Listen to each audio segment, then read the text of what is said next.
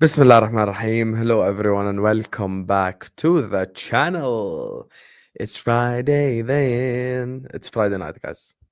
You guys know what we do on Friday nights? The Liverpool streams. Right here. You get me?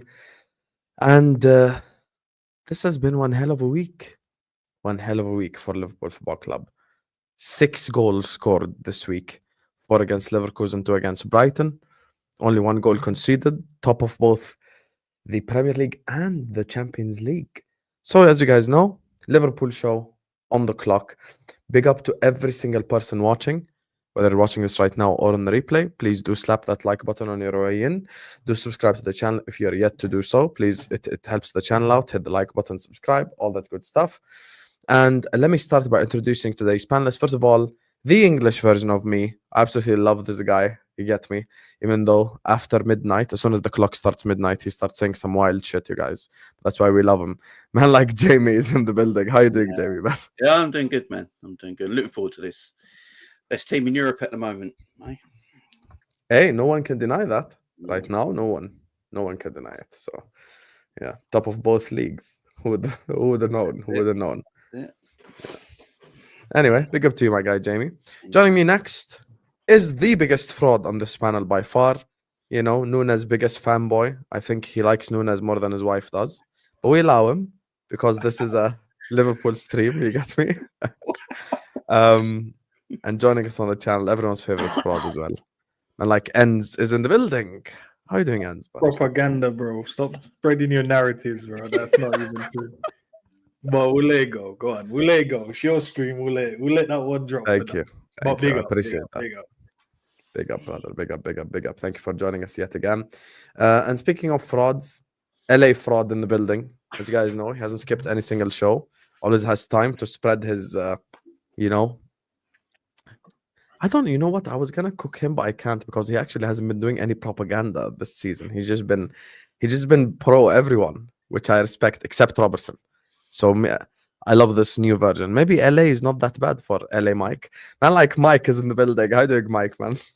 I'm gonna need you to play that clip that Staffy has from back in June. If you can just do me a huge favor, and then we can all see who the real fraud is. But big up to everybody. Like the video, subscribe, and yeah, baby, top of the league, top of the world. Actually, you know what? We're over this whole top of the league thing because technically we are top of the entire planet. So yeah, big up to the November 8th, 2024 Liverpool FC. Let's go. Joining us next on the channel. Loves technique, loves technician. That's why he props up Mo Salah.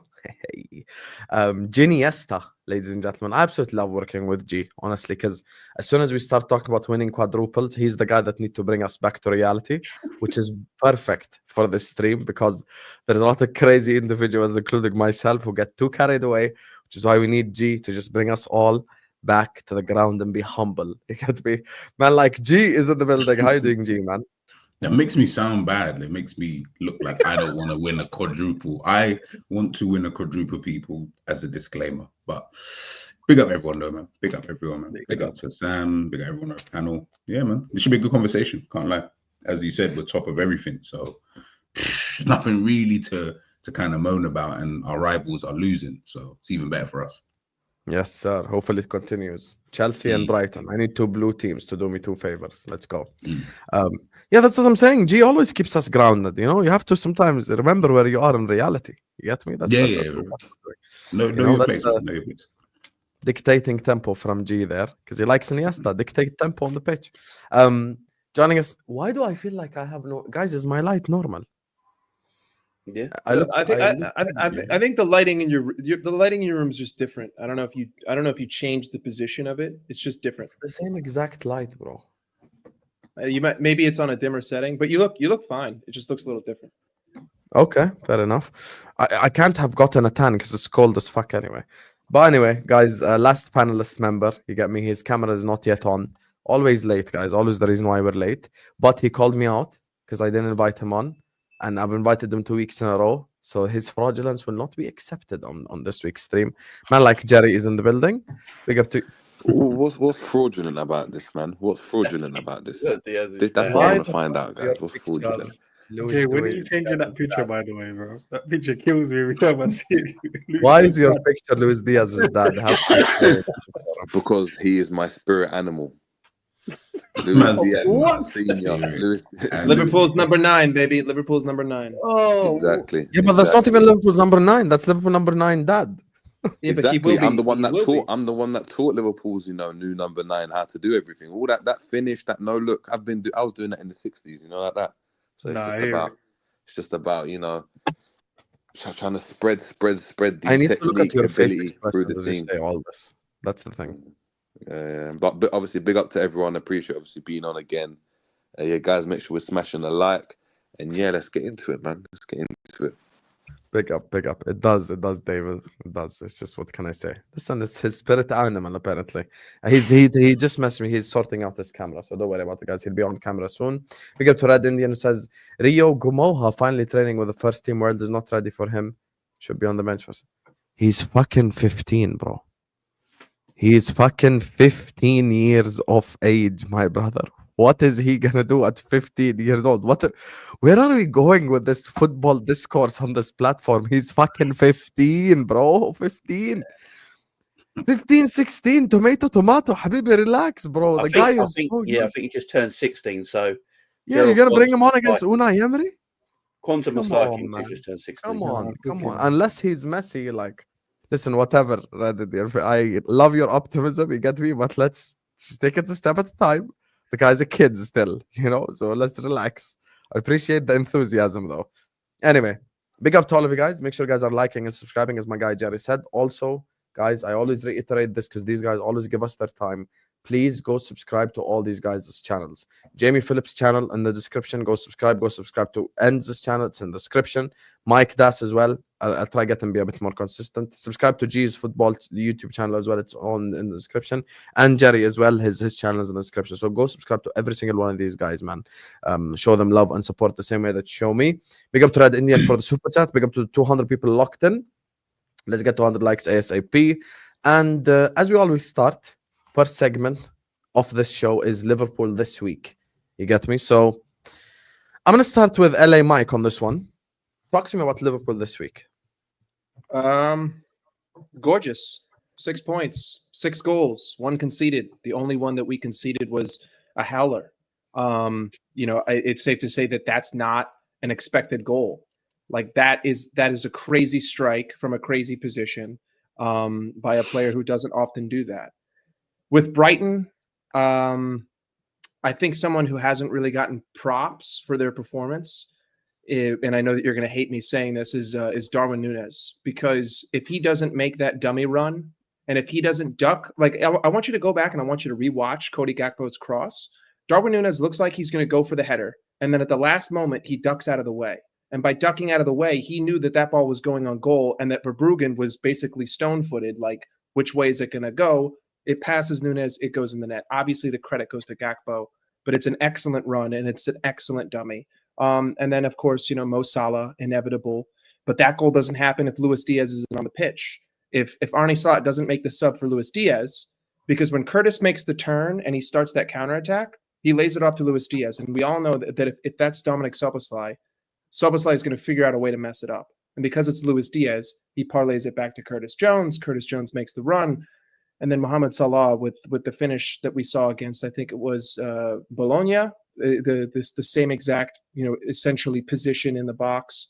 But the second half was calm. I mean, I think that Brighton had some opportunities. They were getting into some dangerous positions, but they weren't making me freak out, and I think that that's the most important thing. When other teams have possession of the ball, it's not like last year where I'm thinking okay, they're going to just pepper Allison and he's going to have to make save after save. It's like they have it in a dangerous area, but we keep defending it. We keep forcing them backwards. And if we keep forcing them backwards, I shouldn't be so worried. Where I should start to get worried is when they get a one-on-one or when they get a 2-1, but that's very rare. And then Leverkusen, I was on here talking about the first half and how I was disappointed that we were playing the same way that we did against Brighton and Arsenal, but I've kind of come to the realization that I think this is the way that Arne Slot wants to do it. I think that if we score a goal in the first half, fantastic, but we want to start the game slow.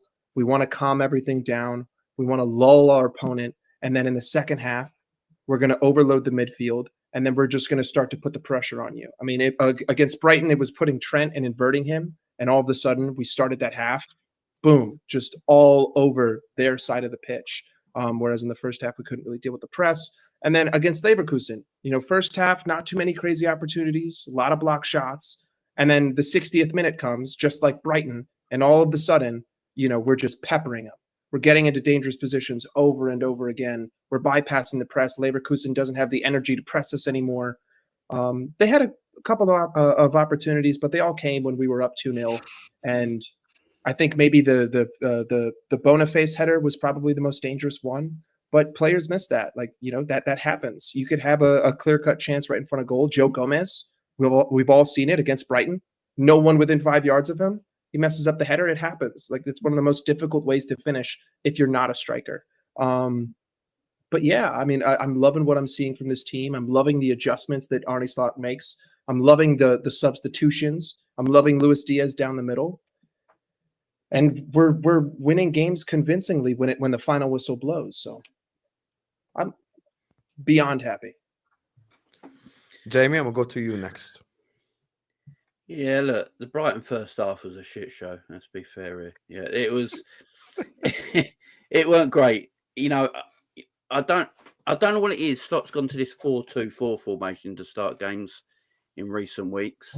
Did against Arsenal, did against Brighton, and it's not quite worked because I know what he's trying to do. He's trying to overload the wide areas, get possession of the ball, and kill him with the press. I understand what he's trying to do, but when you don't have possession, when you're playing that system, you can get absolutely battered, and that's what happened.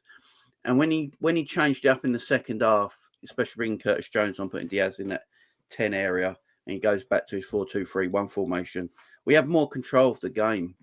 And if you look at the Leverkusen game as well, when he played that formation, we pretty much had control for the whole 90 minutes. And I don't know why he went away from it. He must have seen something in the opposition where he thought he could get at them early and beat them quick, and then revert back to it maybe later on in the game. But obviously it didn't work because, Brighton are a decent team in possession and can kill any team in the Premier League given the chances. So I think we got lucky in the first half. But the second half, you've got to give him all the credit in the world. He changed it up. He went back to what we should be playing. He made the right substitutions at the right time. And, the team got stuck in. And I want to say one thing about the Anfield crowd as well, because I've been thinking this for a while, and I don't want to say it because people come at you and clip you up and say you talk crap and all that, yeah. But I think the Anfield crowd has got to start getting used to this Liverpool team not being the heavy metal Jurgen Klopp Liverpool team of recent years. They've got to start getting used to the way Slot wants to play and getting behind the team from the first minute. And I think in the Leverkusen game, because it was a Champions League game, the atmosphere is always a bit different. But you could see that. I don't want us to play this mad football when everyone be out of position just so the crowd gets going. I think the crowd have really got to start thinking, right, this is the way Slot wants to play. Let's get behind him. Let's get the atmosphere pumping like they did in the Leverkusen game. But look, he's made mistakes so far as a coach. But what I love about it, he's correcting it in the same game. He's not waiting till the next game to correct his mistakes. He's doing it in the same game. If it's at half time, if it's on the 60-minute mark, he's making in-game tactical substitutions and changing our fortunes around. And, it's not just him either. It is the quality players we actually have on the pitch that go so under the radar, the amount of quality we have in our team. And again, it's being proven that, the right tactician, the right coach in charge of these players, we can do a lot of things this season. So, yeah, the last week or so has been excellent as a Liverpool fan. You've seen Arsenal lose, you're seeing City lose in Europe and in England, and we keep winning, Good time to be a Liverpool fan right now. Loving it. Endz? No, I think the guys kind of summed it up so far so well, man. For me, as I said before, man, I think maybe on the last stream we did, look, it's Slot's first season. It's his first chance he's playing against most of these teams, bar the Brighton game. He hasn't really had an opportunity to play against these teams yet.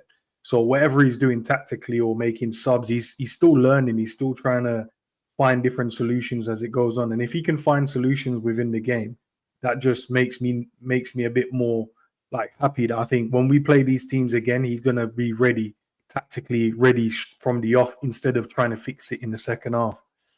Great week of football, man. I mean, Jamie said obviously we've seen our rivals drop points. It's always fun to see our rivals cry about referees and different decisions and whatever. And we just keep turning out results, man. We keep scoring goals. We keep keeping, the scoreline as low as possible. Sometimes a clean sheet is there. And then just being able to utilize the squad. Obviously, Kelleher's had to step in. He looks good. Obviously, there was that little moment where we thought Ibu might be out for a little while, but thank God it wasn't. And he's kind of back because I think him and Virgil are forming a great relationship. Is he actually back for this game, by the way? Who? He played last game. What do you mean? Arne, he's played in all of our games. He played in all of our games. He played against He Leverkusen. did, bro. That's how he went about his job. You didn't even notice him playing. That's great. What were you bro. watching, Husam? He was down the When you- pitch the when whole you don't time. see- You're Yeah, not he watching the played games, against bro. Leverkusen. You're not watching the games. Yeah, I remember. Sorry. The events reversed in my mind, bro. I thought Brighton was Wednesday. My bad. Sorry. That's what I was my thinking in my head as well. I was thinking It's that in my head as well. So you're It's not the only one. 2:20 a.m. Sorry, guys. My bad. He wasn't. He wasn't even hurt. I think he just landed. Sorry, on I a just weird. remembered that Gomez masterclass when it came on, and I was like, "Yo, Matt Gomez played last time." Fair enough. My bad. No, but to be fair, look, the squad's been utilized. The guys are stepping up. Whoever is filled in has done well. Obviously, we've seen like a turn where Robbo's now maybe second choice. Simicast has stepped up, doing what he's doing. So, hey, look, it's a great time, man, and we're trusting the players. I feel like as fans, we have to trust the players as well, man. And some might not think we have a good squad, but we do, man. We've got a few top players out at the moment, but I'm sure they'll be back. And obviously we're being linked with players, man. I was having a conversation yesterday, and I was like, when Liverpool wasn't the destination to be, and I feel like now because we're doing well in Europe, it's only early, but we're doing well in the Premier League.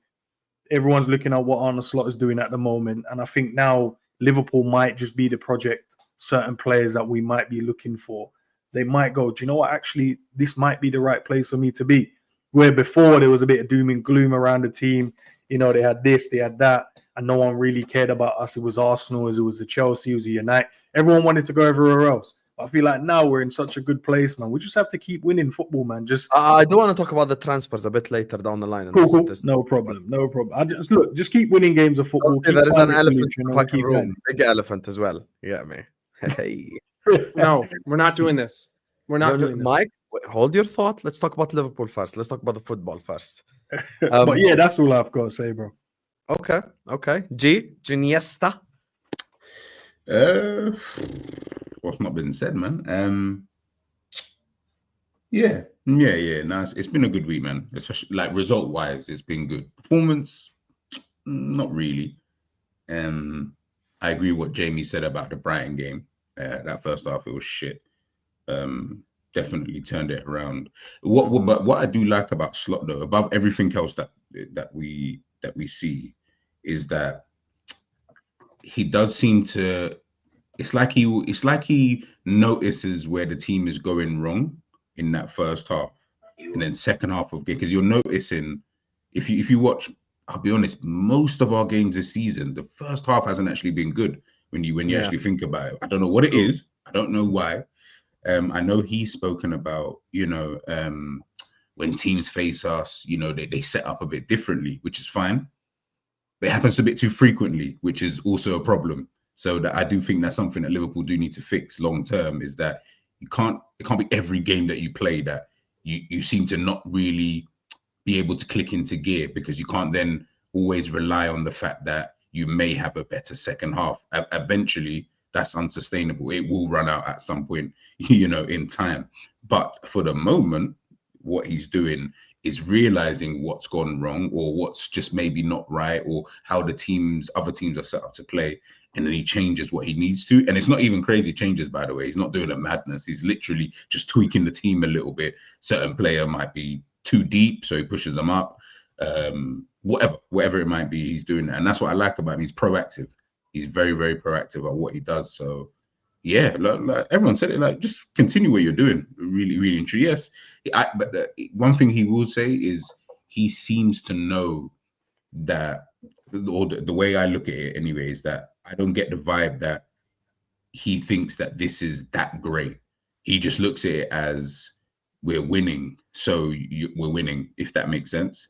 Not, yeah, this is the perfect, like, we're not there yet. Do you know what I mean? There's too many things that we need to improve upon, and etc., which is what I like. You know what I mean? Sometimes as fans, it's fine because we're fans, so we're allowed to go overboard. But I like hearing my manager just kind of let you know that, guys, as much as we're winning, I'm not going too overboard here. Yeah, do you know what I mean? I'm not getting too excited. Like, I like that because it lets me know that, oh, okay, so he's not just living in a fantasy world like us as a fan. Like, so he actually understands the context of what's actually going on. Perfect. Then I don't feel like I'm on this freaking wave of a ride, and then, you know, when we get down to the end of it and you don't win anything, now everyone's telling you about, yeah, enjoy the ride. Well, it wasn't fun. Do you know what I mean? It didn't really, you know, it didn't really end anywhere. Do you get what I'm trying to say? So yeah, man, I just like the way he is as a manager at the moment. And yeah, as I said, this last week's been really, really good. Okay, Jerry, and I'm gonna reveal something about Jerry. As soon as a certain individual scored a goal, this guy DM'd me specifically because it was a goal from a certain individual and an assist from a certain individual. So he felt so like relieved in that moment. Both of his guys were involved. Go ahead, brother. I had to make sure. Do you know what I mean? You had that dose. You had that dose of I mean, the J and the D, the J and the D. Pause. Anyway, yeah. Thanks for giving me the Kwanzaa minutes, innit? Like, everyone's spoken about Liverpool. Everyone's done the job. Yeah, I mean, we're there. I don't really know what to say. You're the last one here, so we went to you last. No, that's fair. I'm just saying. I'm being given the Kwanzaa minutes. I'm just gonna have to make do with what I've got. I hope you don't behave like Kwanzaa on your off time, though. Listen, a man's free to do what he wants. I mean, in the comfort of his own home. I mean, but yeah, I'm really happy with Liverpool, man. I'm really happy with Liverpool. I actually think Liverpool have. I think I don't know, maybe because I'm always coaching. That's what I'm doing all the time. I'm coaching all the time. I'm always like literally doing football recently. The game, you've got to look at the game as a whole, right? And you always look at the game how it ends as opposed to how it starts. Now, I'd always rather be in a position where you don't start that well, or you start okay and you get better as the game goes. Because in football, it's all about how you finish, not about how you start.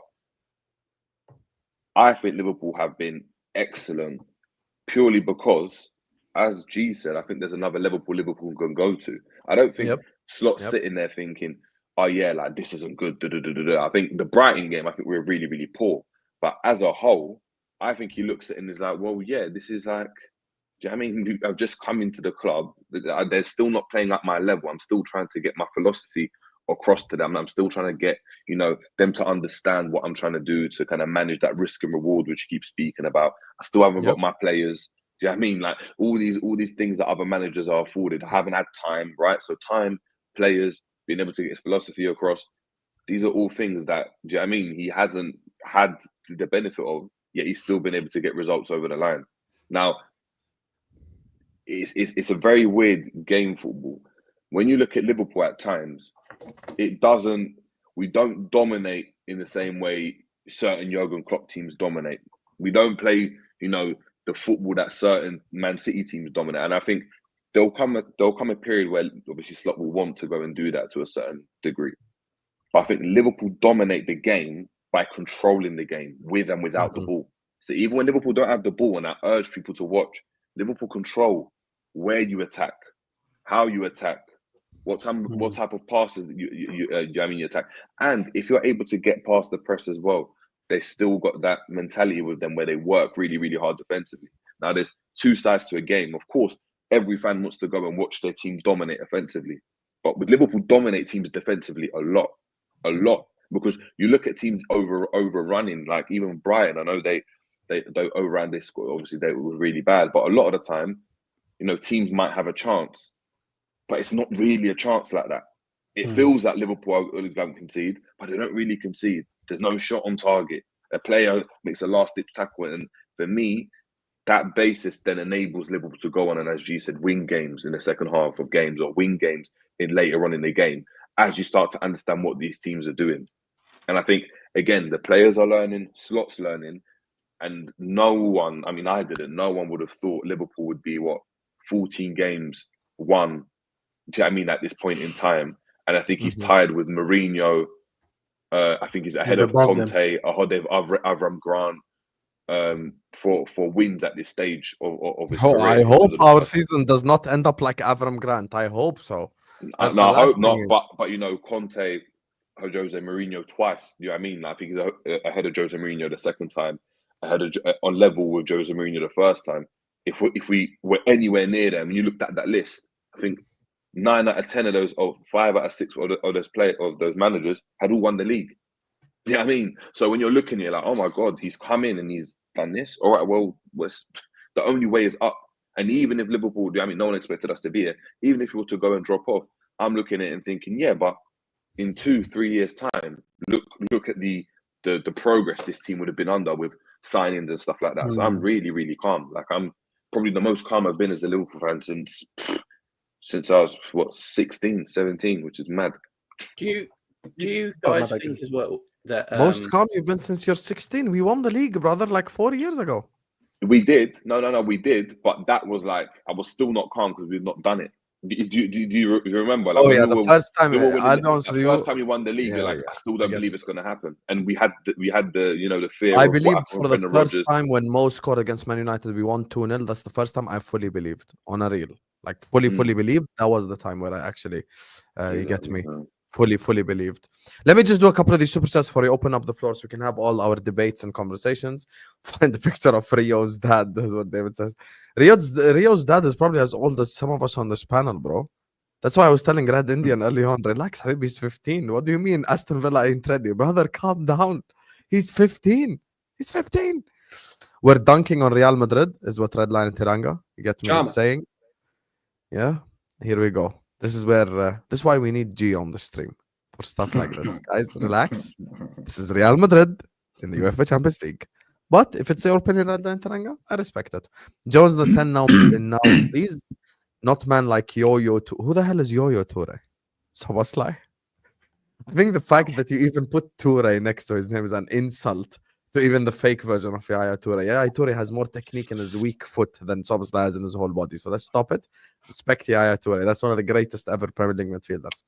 Big up to Morshino, says thoughts on the Chouameni link. Big up my G's Ugandan flag. Big up to you. Big up to the Ugandan massive who watches as well. And listen, big up to Nick as well earlier on for the raid. Big up everyone in the chat. Like and subscribe. And I want to highlight individuals before we go. Big up Mookie as well. Says love the panel. Hope you're all good. You never Cologne. Big up to you, my guy Mookie. Appreciate you. Make sure guys go subscribe to his channel as well. He's closing in on 100k. It's all in Bosnian, but he keeps raging. So it's fun. When someone's raging, it's fun in all languages. Let me just say this about the individuals first. And you see how, earlier on I was accused by Jerry that I gave him Kwanzaa minutes when I'm the last one speaking on this topic. But when it comes to Liverpool this week, look, the first half against Brighton was the worst first half I've seen us play this season, including Ipswich. And the second half against Leverkusen is the best I've seen us play this whole season. Second half against Leverkusen, we were playing some sexy football. That was some of the most beautiful shit I've ever seen in my whole life. And I realized something. Guys, technique is important. Technique is very important in football. We had 11 technicians out there. There was no one who has pace and power.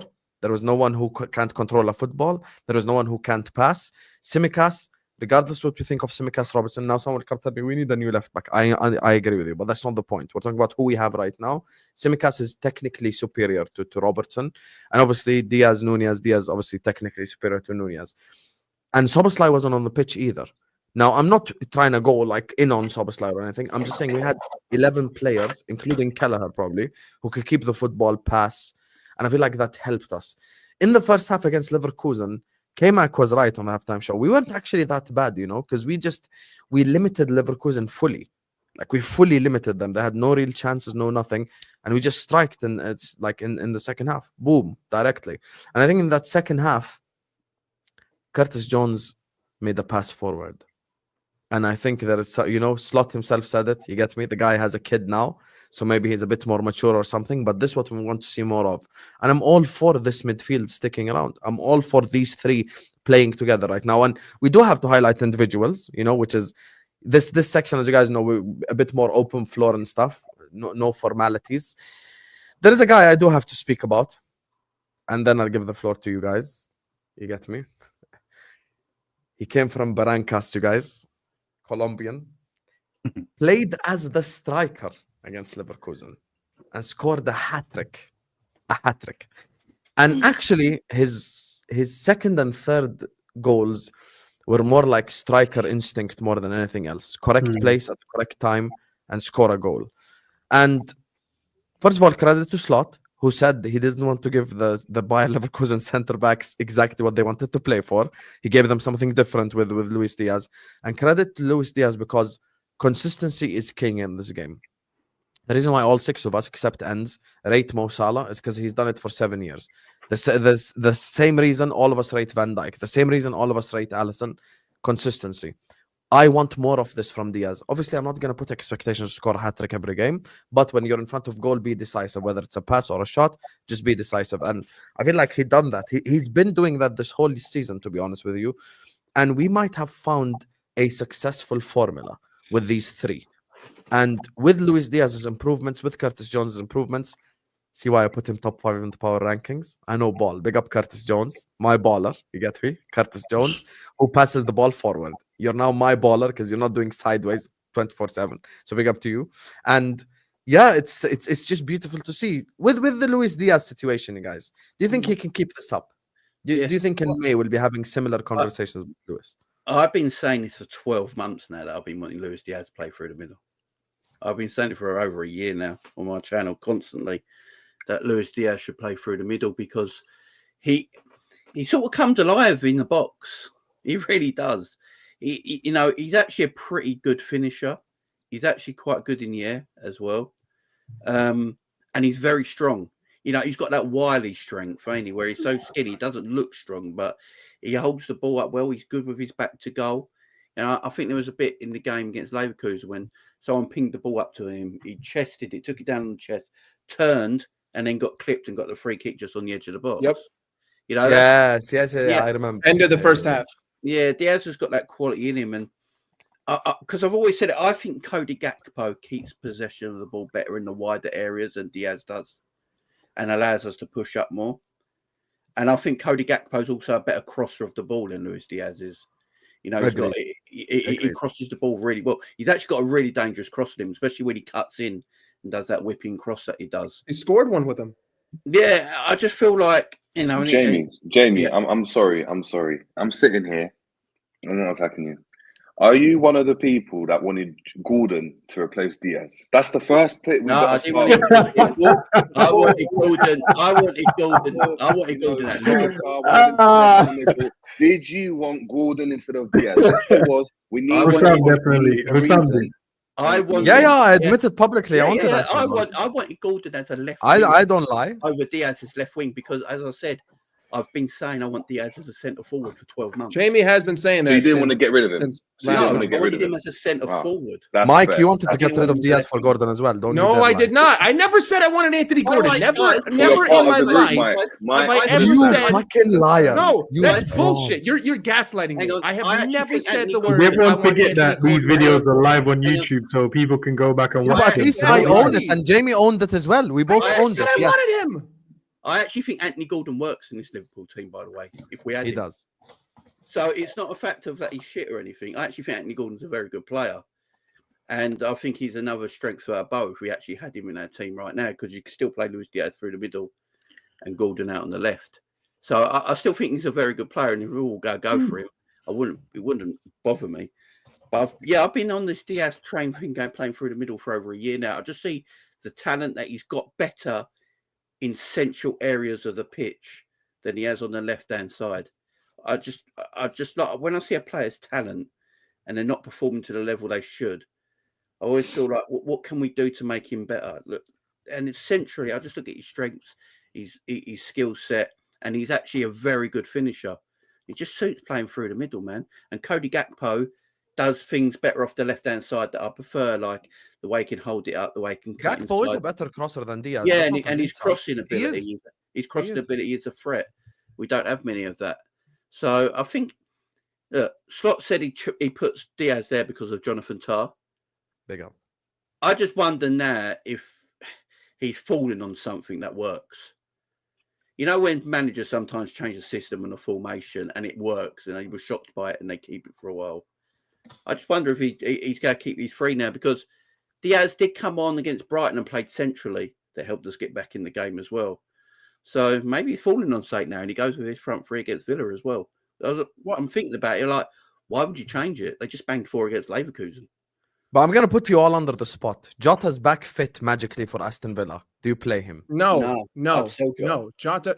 Jota, to me, when Jota was playing earlier on in the season, okay, for starters, I don't even think that the goal-scoring efforts of Diaz are the biggest bonuses for when he's in the side right now, playing centrally. Based on, if you look at the last 2 games as a microcosm of the season, I don't think that his goals are what makes him so good. I think it's his ability to link the midfield to the attack, his ability to wander, his ability to get the ball to Salah. I mean, he's the guy who passed the ball to Salah to pass it to Gakpo, right? He's in the middle there. Dominic Szoboszlai is not in that space, even if he's playing in the 10, because Darwin Núñez is also not going to be there if Dominic Szoboszlai is there, and neither is Diogo Jota. And to me, Jota, without a doubt, our second best finisher on the team outside of Mo Salah. You could probably even argue that he might be deadlier in front of goal, right? But where I think that he is not, I don't think that he's better at linking up play than Luis Diaz or even Darwin Núñez. Like, genuinely, Diogo Jota, the amount of times, especially last season, where I see him playing as striker, and he just makes runs that lead to nothing, or he receives the ball and he passes it backwards. Like, yeah, he might score the goal if he's on the end of the play, but he is not going to be the tether that links the play together. He's either the finishing point or he's no point. Whereas Luis Diaz has proven to me over time that he can be the finishing point and he can be the tethering point between, you know, possession and attack. And I mean, much like Jamie, Diaz plays down the middle for Colombia and he cooks for them. I think that technicality wise, he offers us more than any of the other forwards at our team. I think he offers us more in the 10 than Dominic Szoboszlai if we're not pressing. Has everyone just given up on Szoboszlai? Because this is the like, big up Marshall for the raid as well. Big up to you. Subscribe to Casual FC. I just don't like the way he plays. Like, I don't. It's not that he's a bad player. It's that I don't like the way that we're utilizing him. And I'm not like, I understand what people's points are. He presses, he works, he pushes the team off the edge, he forces mistakes. But I don't want that out of a 10. And when I've seen Luis Diaz in these central positions, he's leading to dangerous opportunities. And where we struggle in the first half is that we don't concede opportunities, but we also don't create opportunities. Like, look against Brighton. We conceded the wonder goal and a one-on-one. Outside of that, like, I wasn't, holding my eyes like, oh my God, they're about to score. It's the same thing for Leverkusen. We didn't score in the first half, but we didn't give up anything. And you could say the same thing about tons of games this season. I just think that Luis Diaz offers a more creative outlet in that central role, and he drops back. He essentially plays as a false 9, and I think it is something that we stumbled on. And I wouldn't just throw Diogo Jota back into a team that's banging goals when I don't necessarily rate him as a footballer as highly as other players. I'm so done with this comment. Man said he's been dominating with a 10, bro. Where do you guys get this shit from? Curtis Jones is everything we wanted Szoboszlai to be. That's true. I can't even fucking deny that. Luis Diaz came on for Dominic Szoboszlai, and we scored 2 minutes later in the position that Dominic Szoboszlai would be in. Szoboszlai would not have passed that ball back to Curtis Jones. He would have kicked it 80 yards into the fucking stands. There is obviously a talent there with Szoboszlai, but I just don't know.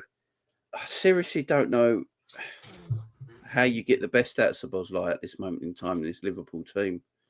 I really don't know what you do, because we've played him in multiple positions now. It's not like we're just sticking him to one position. He's played in multiple positions for Liverpool, and he's not really shown the qualities that we seen at previous clubs or international level of Szoboszlai. He plays now the 10 role, more of a free role, so he's got freedom. He plays better for Hungary as well. Yeah, he does. He's got the freedom to do what he wants in a Liverpool shirt, because he plays advanced. He plays the 10 role, and we're still not seeing it. I just don't know. I don't want to give up on him. But the problem is, even when he is in an advanced role for us, he never makes the right decision or the correct path. Slot also doesn't do him any favors. Like, when we play, Jamie talked about the 4-2-4. when you look at when we played that 4-2-4, like against the first half against Brighton, it goes the back four, and then it goes Ryan Gravenberch and Alexis McAllister, and then 40 yards ahead of them is the whole four.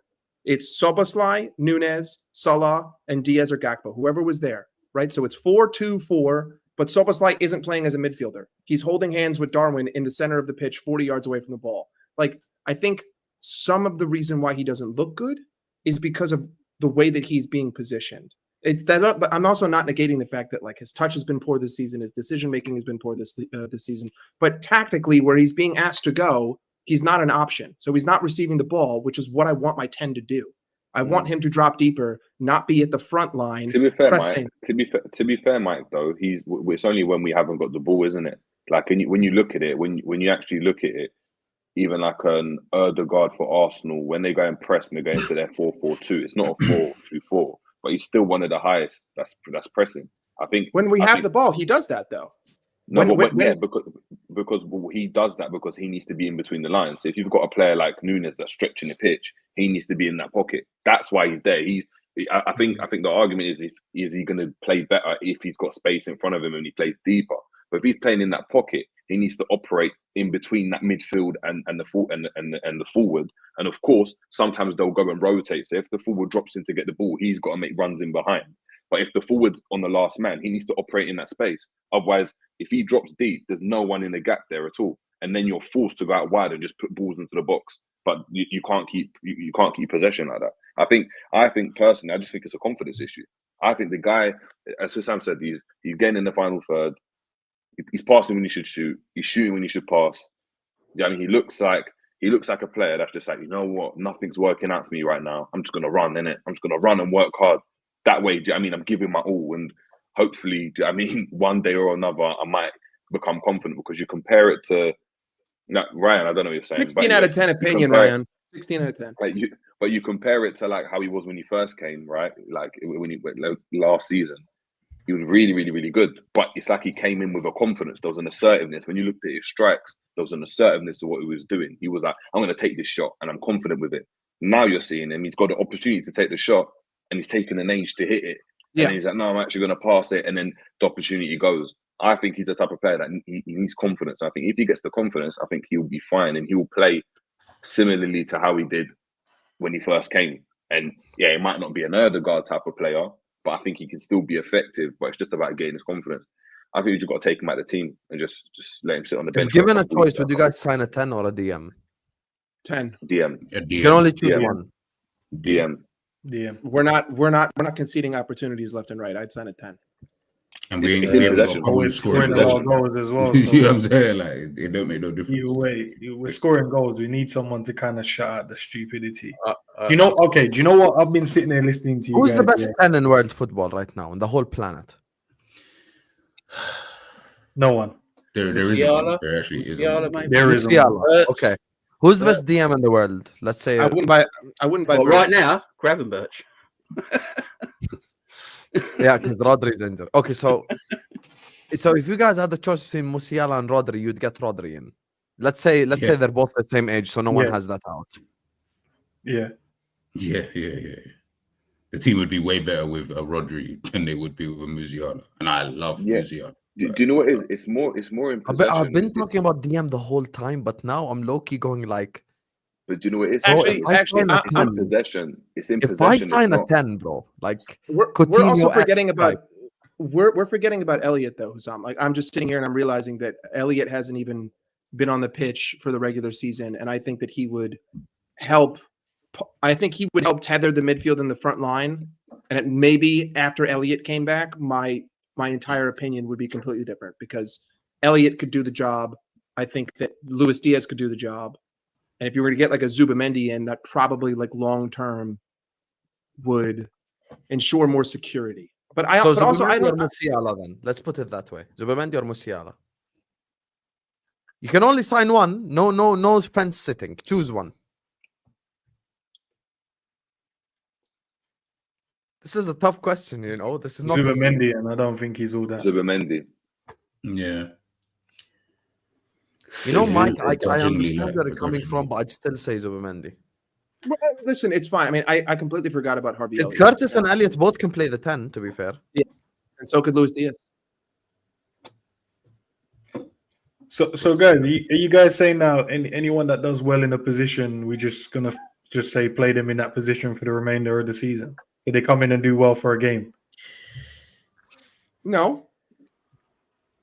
That's the question But I wanted to know, because I just feel like No, we're getting because too over that's the the way it top. sounded like. He's like, because he's played up front now for a game and a half, he should be the guy. Yeah, up front. like even like with the whole exactly when we're talking about like Gakpo and stuff on the left, like I don't know. When I look at Gakpo in transition, you can be a monster in it.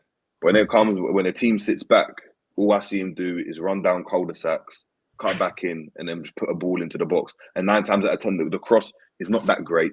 He might be a better crosser than Diaz, but it's not like he's putting in, do you know what I mean, a Robertson cross or a Beckham cross. The cross he puts in, it's like, well, it's all right. Like, do you know what I mean? As in, he's been, like I said, he's on form, he's playing with confidence, he's got goals.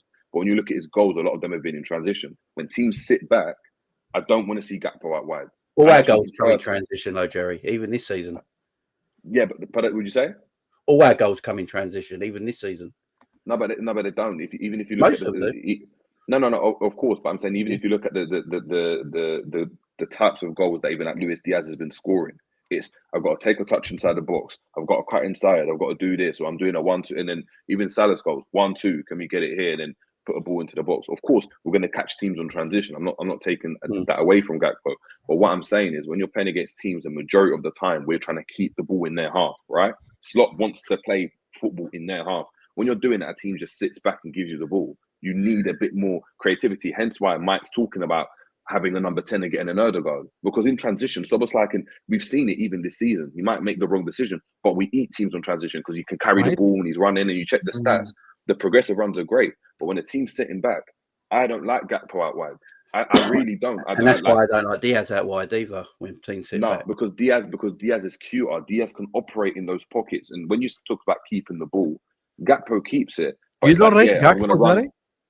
No, I think not really. To be fair, not really. I think he's good. You sounded like you was about to rate him, and then you thought about it. Yeah, it sounds like he's about to rate him, and then he just went the other way. Like the problem is, I think not really. No, he admitted. I'm trying to be fair, innit? Like, I'm trying to be fair. He can have a good game, and he's a good player. Do I think he's like? Do I look at him and think, right, like we can't afford to let this one go? In the same way that I was talking about Diaz, no, not at all. Like, as in, I really like Gakpo when he first came and played in that false 9 role. I think that actually suits him better.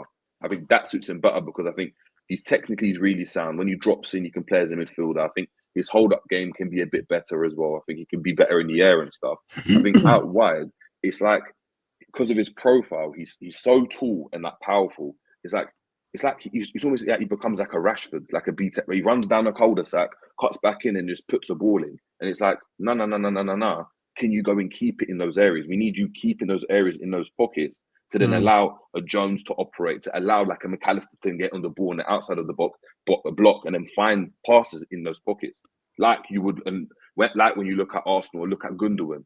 The fact that their wide players, that Grealish can go and play inside the pocket, whereas it's like our wide players, especially when you look at Gakpo, or if Nunes played there or whoever else, they play on the outside of it, and we need him on the inside, and that's my biggest problem. But yeah, I don't know, man. I just think, I think to be fair, Liverpool are doing well in it, so I can't even critique. Do you know what I mean? Like these are really good problems to have. The fact that we're sitting here, like just to kind of address what Endz was saying a little bit. You know, the talk about Diaz, I don't think it's like, I'm not in the mindset of, okay, Diaz is our number 9 the rest of the season. It's more of just he's shown me that he can perform excellently there. He's shown me that he can perform excellently. Only game and a half though. But based on what I've seen in that game and a half, compared to what other people have done throughout the entire season, if I view it in a microcosm, I say, okay, he looks way better in these 120 minutes than Soboslai did offensively in terms of creating chances that led to goals, compared to what Soboslai did for the whole season. Like, so that shows me that Luis Diaz can do it. So ultimately, I think that this was just a tactical decision. Like Arne Slot thought that this would be the best thing to do to attack Leverkusen. It worked. Does that mean it's going to be the best thing to attack Aston Villa? Probably not. We probably won't see him down the middle against Villa. We'll probably see him down the left wing. Maybe we do. I think he'll run Maybe. it back, to be honest. But I don't think it's going to be something where it's like week in, week out, no matter what, like Erling Haaland, you're my number 9, you're playing down the park. It's more of just he's shown me that he's versatile, that he can go into different positions. And even at like the 70th minute, like let's say Luis Diaz down the left isn't working, but I don't want to take him off because I don't like the output that Szoboszlai is doing. Okay, Diaz, go into Szoboszlai's position. Gakpo, go take over the left wing. That's all I'm saying about Luis Diaz. Or maybe Nunes isn't working. Nunes Diaz swap, because I like Nunes down the left wing. I think his pace will beat the right back, and I want someone who's technically gifted in the center who can take a touch and slot it into the upper corner without losing composure. I think what we got, because it's only a game and a half, though, isn't it? That's why I'm asking, bro. And he said about Colombia as well. He doesn't play for the middle for Colombia. He plays on the left. Not as good. Let it go, Endz. No, I'm asking questions. Or are we just going to allow You're people to say fighting stuff? so hard for your guy. No, we're just going to allow people to say stuff. I can't question no one. Go ahead, here. Because I heard Mike said he said he saw him play for Colombia through the middle. I'm like, no, he plays on the left. Cordoba plays through the middle for Colombia, and then Duran played the other day. If you go back through all of his games, he plays out on the left. So what game did you see him play from the middle? I'm trying to understand. If I'm not mistaken, a year and a half ago, I was seeing Luis Diaz play through the middle. I'm not talking about the Copa America because I'm talking about just in his last 10 to 15 games. I'm not even going back to last year. I'm not even going to all that. I'm just saying for the last 10 to 15 games he's played out. So I'm trying to see where. And look, you're entitled to if you see something you like in a player, because I think he should start through the middle. But I'm just saying, if we're going to do this, every time a player has a good game and a half, that means we're going to say, based on what we're saying on the panel, let's just throw the player in.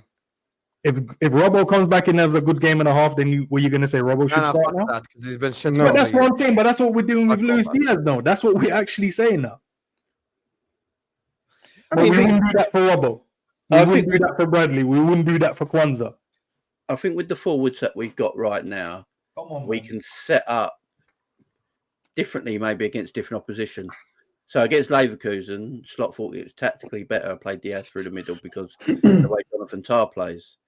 You know, there might be another game where he feels like he needs Jota to go through the middle and Gakpo on the left. And there might be another game where he feels like, you know, Darwin's better for this game through the centre and Diaz is best on the left in this game. So I think we've got the joy of having a very good forward line where we can tactically mix it up against different opposition. I think the only one who's guaranteed to start every week in his position is probably Mo Salah.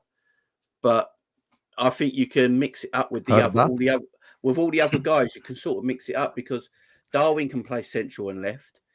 You know, Jota can play central and left. You know, Diaz can play central and left. This is true, actually. All of them can play central and left. They all play central and left. So he has got the ability to mix it up against different oppositions tactically where he thinks he might be able to get an advantage over the opposition depending on the way defenders play and the lines they play and stuff like that. So I think that's an advantage to us over a lot of teams in the league, to be fair. Yeah. It's a blessing and a curse, I think. Yeah. I can't lie to you. I think everyone outside of Salah, they're kind of average players, like, wow. You know. But what helps us within that is that we've got 6 forwards. Do you get what I'm trying to, like, we've got 6 forwards, guys. Like, let's be real. How many other teams have got 6 forwards that they've just they can just rotate between 6 guys? Only City, like, to be honest. I can't even remember. Not if even. They have 6 forwards, but let's cool. Even if you say City, it doesn't even matter.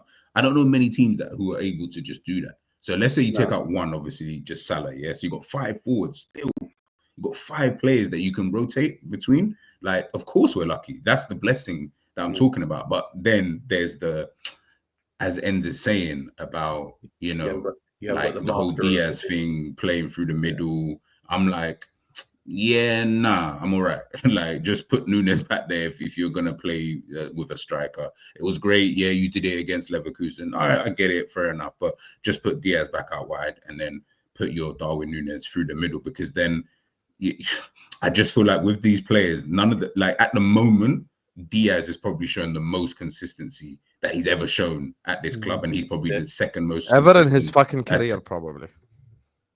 I'll give him. We'll just say in Liverpool. I'm not going to go back to his Porto career.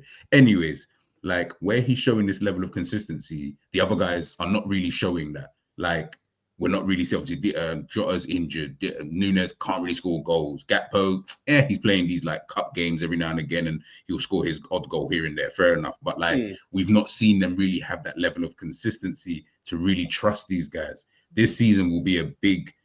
I guess we'll answer our question as to can we trust these players? Like, because at the moment, as everyone keeps saying, it's throw Diaz up top now. Oh no, like a game ago, it was put Nunes up top. Nah, man, Nunes is running around, he's doing this, he's doing that. Before that, it was Jota. So this, this chopping, changing the team and etc. and stuff like that. I get it. It's good to have for certain games, and I like that to be able to swap it around and stuff like that. That's good at times, but I keep saying this: every team has to always have like a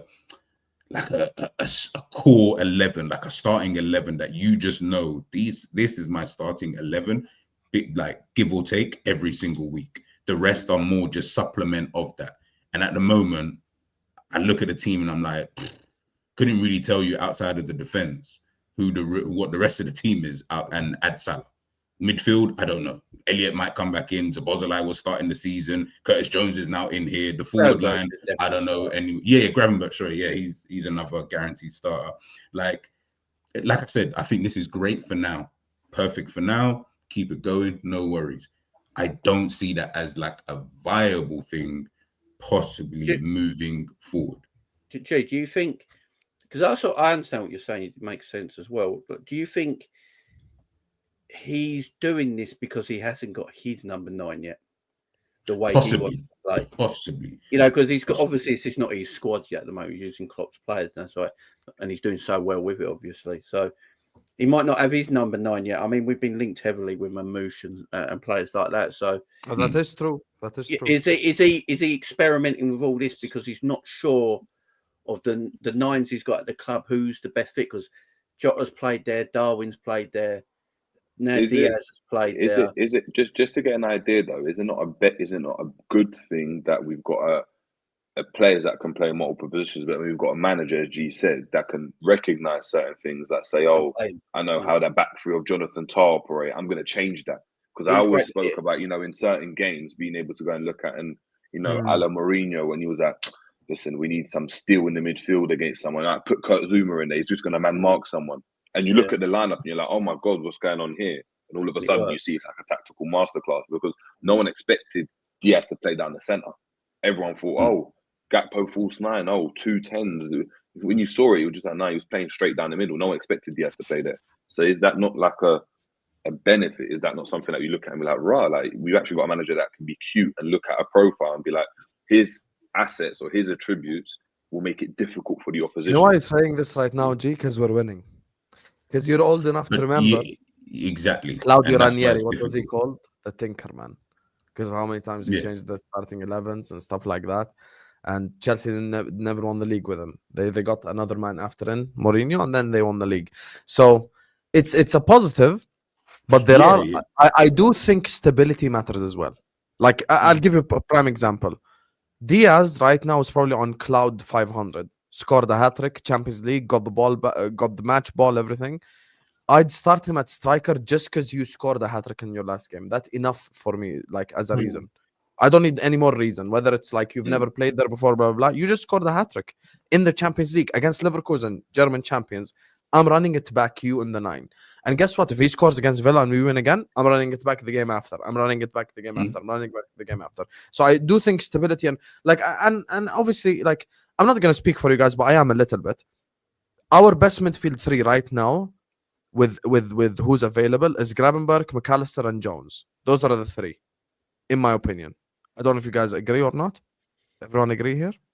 McAllister is a bit iffy, but yeah. Yeah, McAllister. Based on who's available, yes. Yeah, based on who's available. We don't know with Elliott yet, of course. Yeah, we don't know who's with Elliott yet, of course. But those 3, as an example, like if they come in the next game again, and they play really well against Aston Villa, I'm going to run it back against Southampton so they can get into a rhythm, understanding, so then they can go and beat a Manchester City. They can go and beat a Real Madrid because you need stability and rhythm there. I get the changing stuff. I hear it. So question, just to throw that at you then.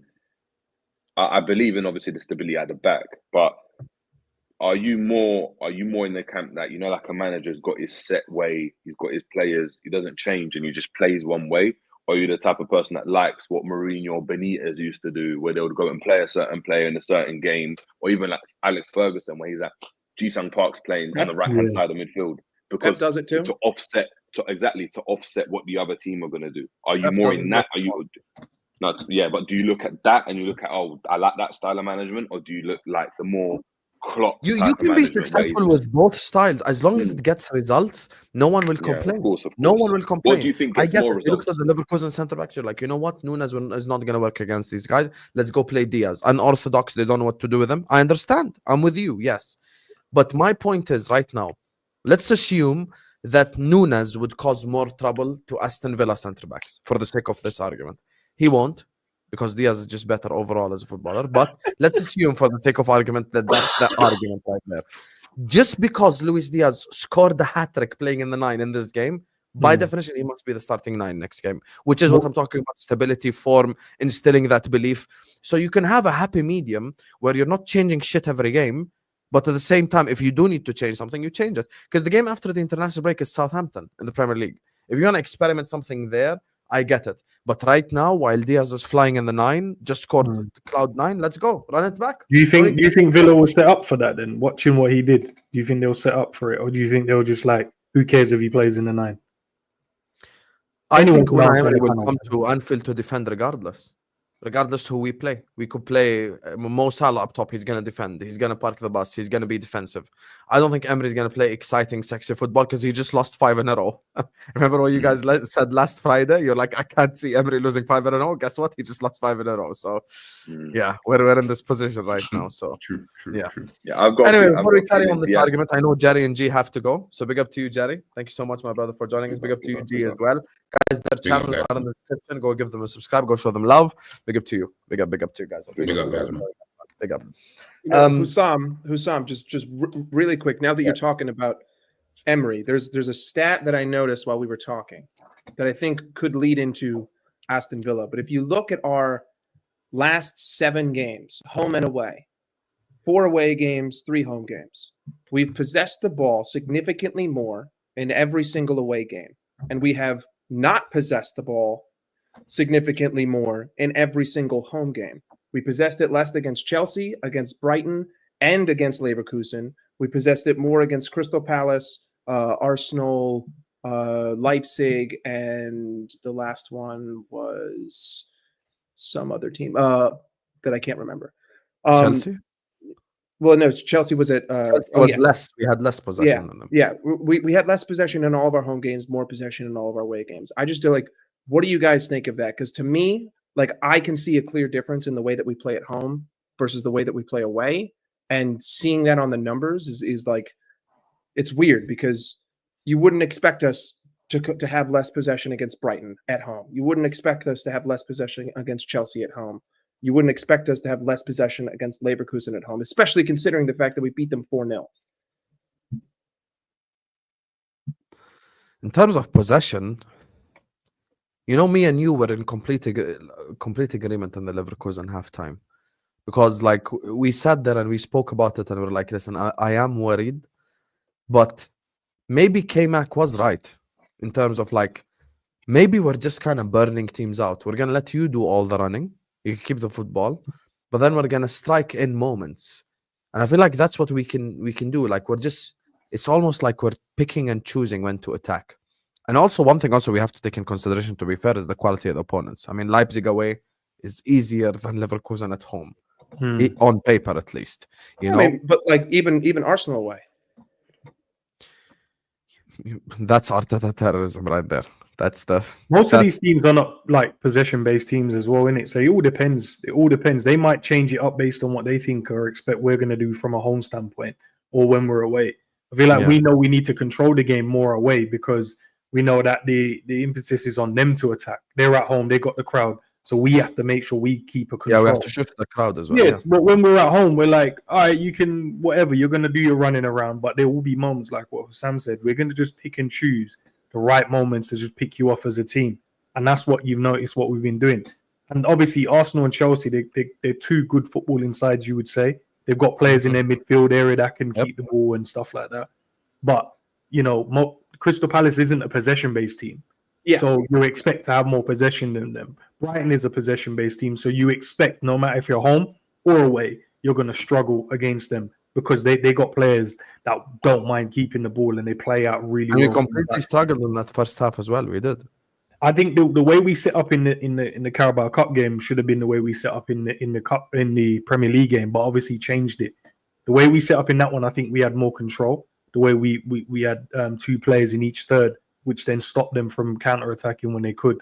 But we obviously changed it in the Premier League game. But yeah, it all depends. So the stats are always going to skew either side, innit? It just depends on the team you're playing and how we set up. What's their dangerous areas? Sometimes it could be us like, right, give them the ball here. Because when they get it here, when we do the turnover, because they push the fullbacks goal, when we get the turnover, Mo will be open, Gakpo will be open, whoever might be open, and then that's when we press them. So it might look like they have more possession for like 10, 15 minutes because we keep allowing them to get into this little pocket to win it off of them to go forward. But Yeah. The team's doing good so far, man. But we've got enough players in the squad to keep rotating and finding solutions. But as I said, he's only played against these teams the first time, so you would expect second time round he should have more of an idea of what to do against these teams. Apart from Brighton, he hasn't played anyone else twice. And I'm gonna ask you guys' opinions on the next game and this run as well. Us winning the league and all these conversations in the next segment. Let me just grab a couple of these super chats. Big up to Jack who says start Diaz left wing, bring Cody on at halftime, move Diaz to striker. No, listen, fuck the tactics. Sometimes, guys, football also is mental. With all due respect, Diaz just scored a hat-trick. I don't know if he's ever scored a hat-trick in his whole career. Guys, just scored a hat-trick playing 9. His confidence is sky high. Last thing I want to do is change up anything. I genuinely would run back the same exact team because what we did in that second half was such sexy football. Sometimes, yes, I understand tactically, X, Y, Z, blah, blah, blah. I get it and take advantage of weaknesses. But from a mental perspective, just based on the fact the way the Diaz played in that game, I'm literally just gonna run it back based off of that fact.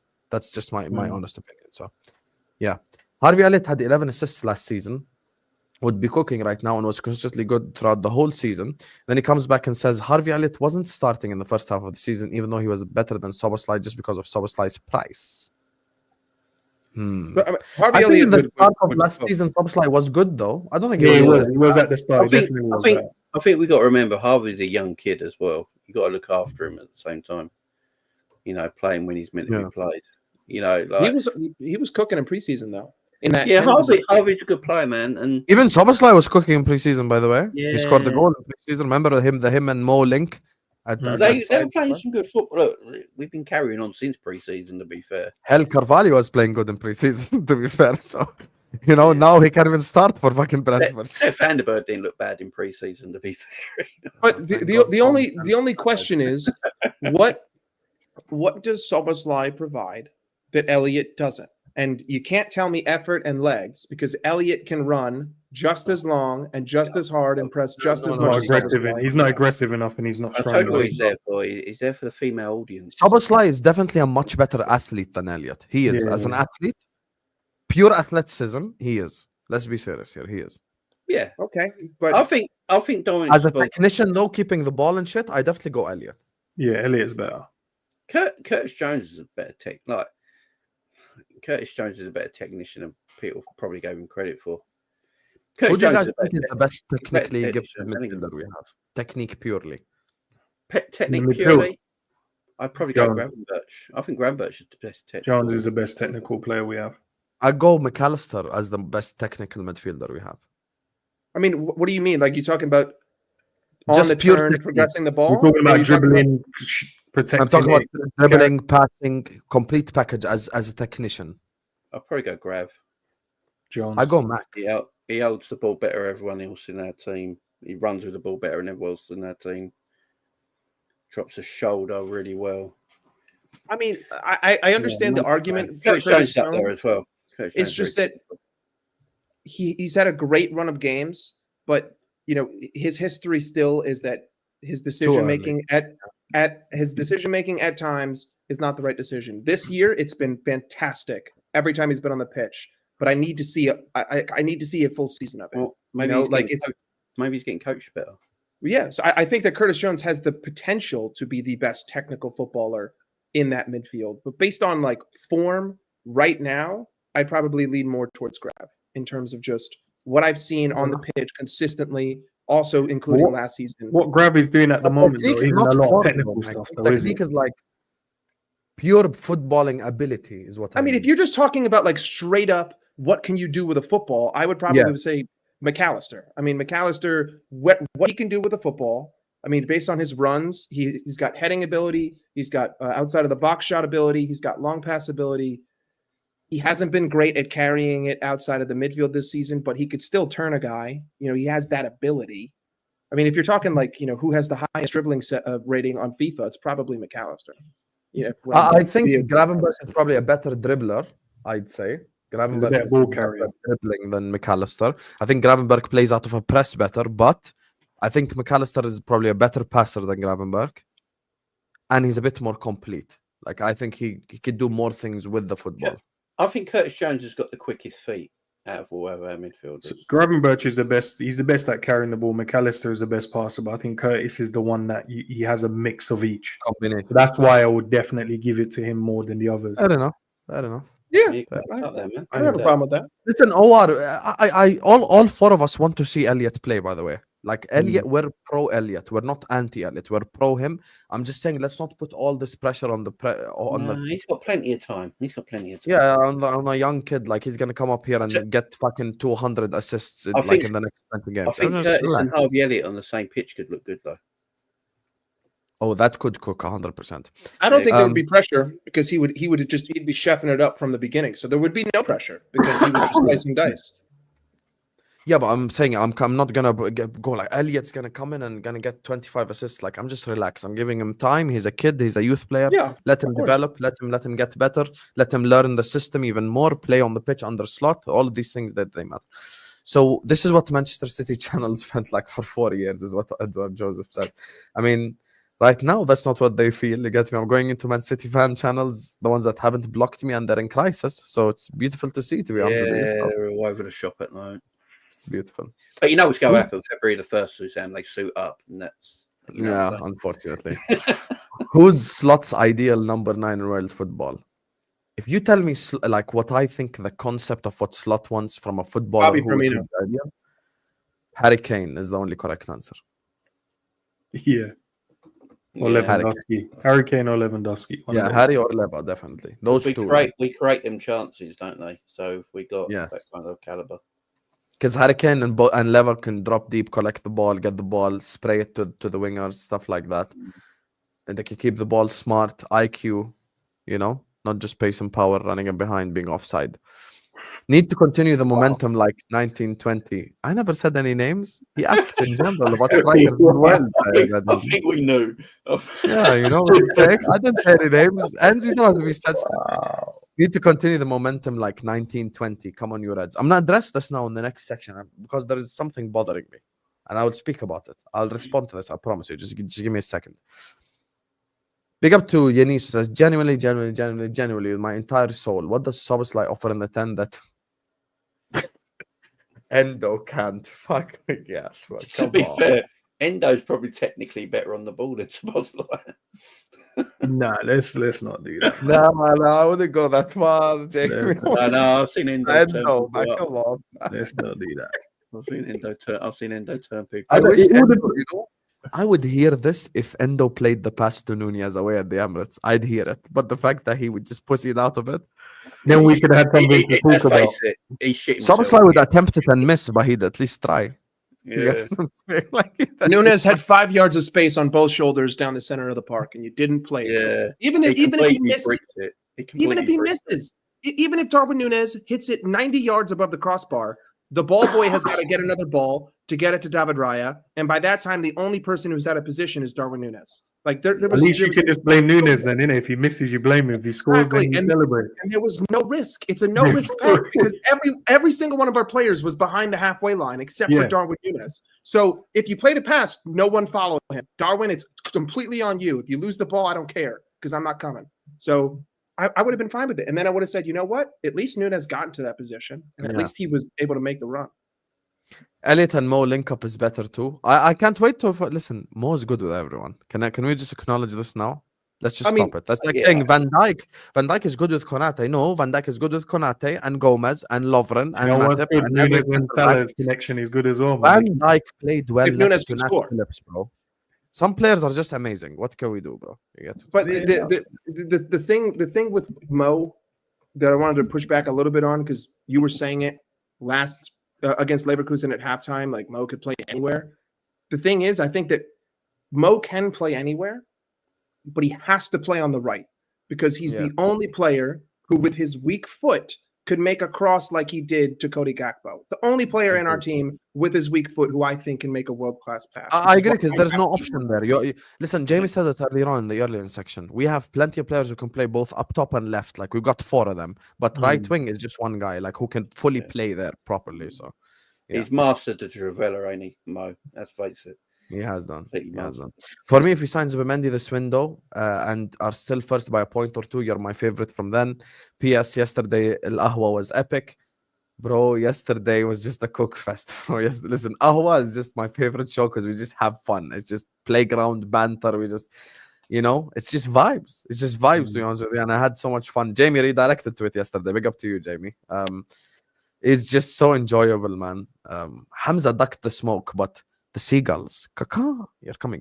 We're coming for you. Seagulls. We're coming for If- you. dude, you know? if City- By the way, if if you've City- ever been to Brighton, them seagulls are huge. I can't lie. You can just City imagine a was- seagull that's They're the shitting on. biggest seagulls. Oh my god! The most violent. Imagine a seagulls. seagull flying over the stadium just shitting on Pep's head. That'd be the Have most. Have you ever seen the seagulls at Venice Beach? They're like Oh, literally you- they're like half the size of me. Yeah, the seagulls in Brighton are the most violent animals I've ever seen in my life. Hey, Jamie did say that before. He was like, they are assholes. I've seen them pick up a baby. Seagulls, if you're listening, you're taking it too far. But you beat Man City this Saturday, please. Crazy. Big up to OR, who says also need a more understudy to get everything we can from this all-timer. Every other world-class player in the team has an understudy. I mean, Konate is definitely learning off of Virgil. It's so fucking Yeah. obvious to see. Kelleher is learning off of Allison. We need an understudy, but who though? Federico Did Chiesa. Messi and Ronaldo have understudies, or did they just play every week? They played every week. Ain't Salah just one of them players that just plays? No, But no, you 100% need play, you but what need he means is like someone who Yeah. plays in the cup game, stuff like that. Who Yeah, learns I from think that's what we bought Chiesa for and stuff like that. When he's ready, to Chiesa, play. like that. Yeah, but we Well, definitely need an understudy though for him. Yeah, but I think Mo's going to be here. Chiesa For 3 played well minutes. against West Ham as well, but he just dipped, like he just got injured again. The gaffer said he ain't injured, didn't he? He's just taking long Can't to keep fit. get fit. Yeah, can't Can't- keep fit. No preseason. That can do it with you. Chiesa, well, exactly. He comes back, plays a little bit, and then he's injured again. That's literally what he said, by the way. It's not even me. So, yeah. Let me just address something because I have to speak about the elephant in the room here. Big up to all of you guys first and foremost. The results of the poll: 56% say Zubimendi and 44% say Musiala. So fairly close, but most people tipping it towards Zubimendi, which is fair enough. Big up to all of you guys. Big up every single super chatter. Big up everyone still locked in. Please do hit the like button. Please do subscribe to the channel if you're yet to do so. And look, I have to say something here. Obviously, this is everyone knows we're gonna do power rankings as well in a second, but there's 2 topics here, separate topics. But I'm gonna combine them in the same thing. Number 1, every single Liverpool stream I do, there is a rival fan in the chat telling us to show some chest. Every single fucking stream. You are the same people that spent the whole summer telling us we're finished. Yeah. You're the same people that said as soon as Klopp is gone, we're fucked. Even I didn't say that as a negative Liverpool fan. I said we'd finish third. I literally said we're going to challenge. Don't even try it. I said we're going to finish third, and I said we're going to challenge for the league. Even I said that shit. But the fact that you want to come here as a rival and tell me because I'm top of the league in November that we're all supposed to sit here and go like Liverpool are gonna win the league and we're better than everyone, show some chest and shit. How about you as a rival fan? I'm not even talking to the Liverpool fans here. How about you as a rival fan? How about you keep the same energy? You told me we're finished. You told me we're done. You told me that this season is going to be long for us. There were Chelsea fans who said they're going to finish above us. There were United fans who said they're going to finish above us. The audacity, there were some Spurs fans who said that they were going to finish above us. Nah. And now, because I'm top of the league in November, you want to come up here and tell me, show some chest, show some chest, show some chest. How about you show the same energy and then I'll show some chest? It's November. I've seen this movie way too many times. And speaking of this movie, we need some new heroes to the movie. Chouameni, Zubimendi, Twitter's going mad. And I saw what Toka said earlier on and just pissed me the fuck off. Because Toka said, we are not Madrid's dumpster. The reason why Chouameni would leave Real Madrid is because he's not playing. Yeah. And that's not because he's bad or he's not as good as everyone else. It's just because that team has no... Overcrowded. It's just so overcrowded. And what's the word? It has no balance whatsoever. Yeah. Real Madrid is the least balanced team out of like the top 10 sides in Europe. Zero balance whatsoever. Real Madrid currently is individual brilliance, and that's it. They're playing Jude Bellingham right wing. They're playing Jude Bellingham, who was a Ballon d'Or contender, did everything for Madrid last season, as right winger. If you're telling me Chouameni can't come into the side and make a massive difference, then you haven't been watching the Chouameni, whether it be for France, whether it be for Madrid when he was starting. There's a lot of things that Chouameni would bring to this team. He can pass the football. He can defend. He could even carry the ball at an elite level, and he even has a good shot on him. For me, if you tell me would I take Zubimendi or Chouameni, I would choose Zubimendi, yes. Because Zubimendi is a better passer of the football and he's more what we need. But if you tell me I'm supposed to sit up here and cry if we sign Chouameni, I'd celebrate the fuck out of that signing. 100%. 100%. Chouameni would make us so much better, you guys. He's at a team where, Mike said it, overcrowding. And on top of that, they have no balance. They're playing Valverde right wing back, essentially. No, Watch but- Madrid, I beg you. Husam, they're also using him a lot at centre back as well. You've seen where they've had injuries. They just put him, they go, you can play there. You're good at defending. But look, listen, getting him in when we wanted him on the Klopp, we didn't get him. He was at the time. He was overpriced. I think it was 100 and something they wanted. We was like, we ain't paying that. And I know there was some sections saying, now we're mad. We should have just went for it. But look at it now. We can go back in and get him now. He's a lot more experienced. He understands. He's played in the big games in terms of Champions Leagues and finals or whatever. He's won La Liga titles, but now we can get him for a cut price.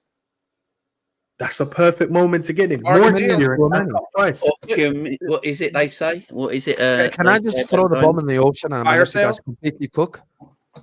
Crystal Palace wanted 100 million for Adam Wharton.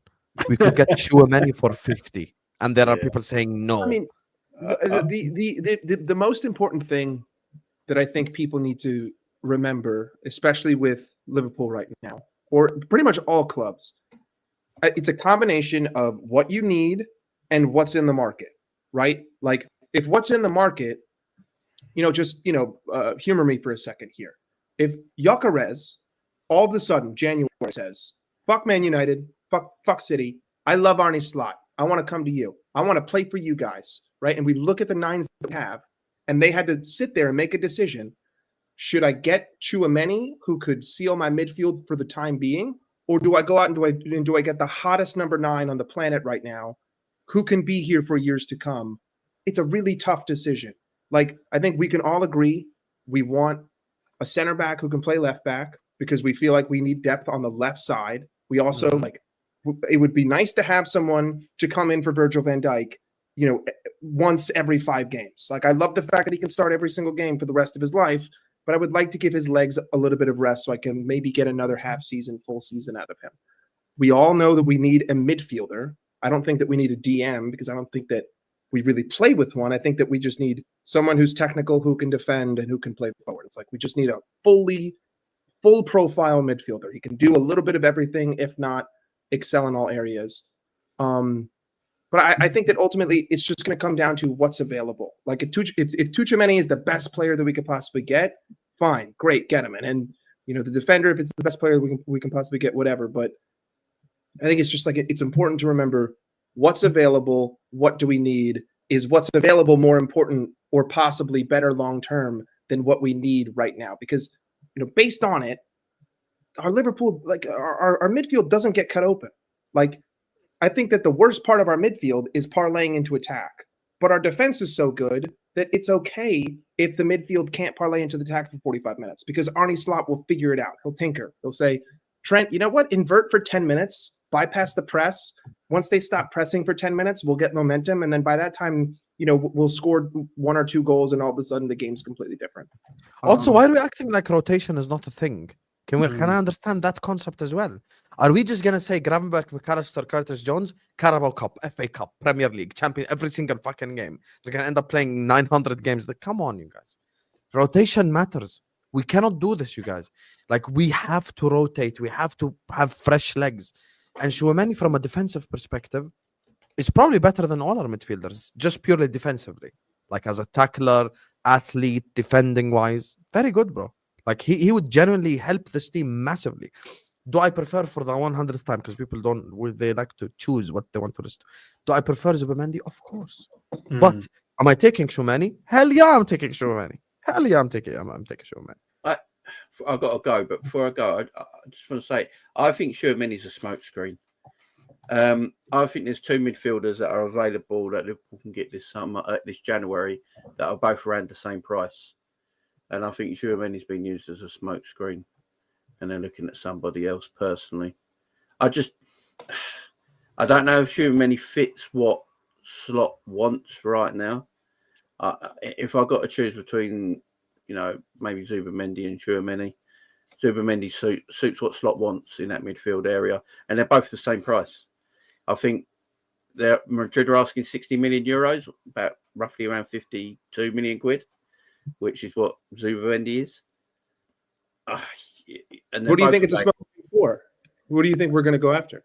I think Liverpool still want Zubimendi. I do. I still. But if he says no again in January, would you just get Chouameni? I think he'll say yes in January because he's not got the contract he was apparently promised when he rejected Liverpool.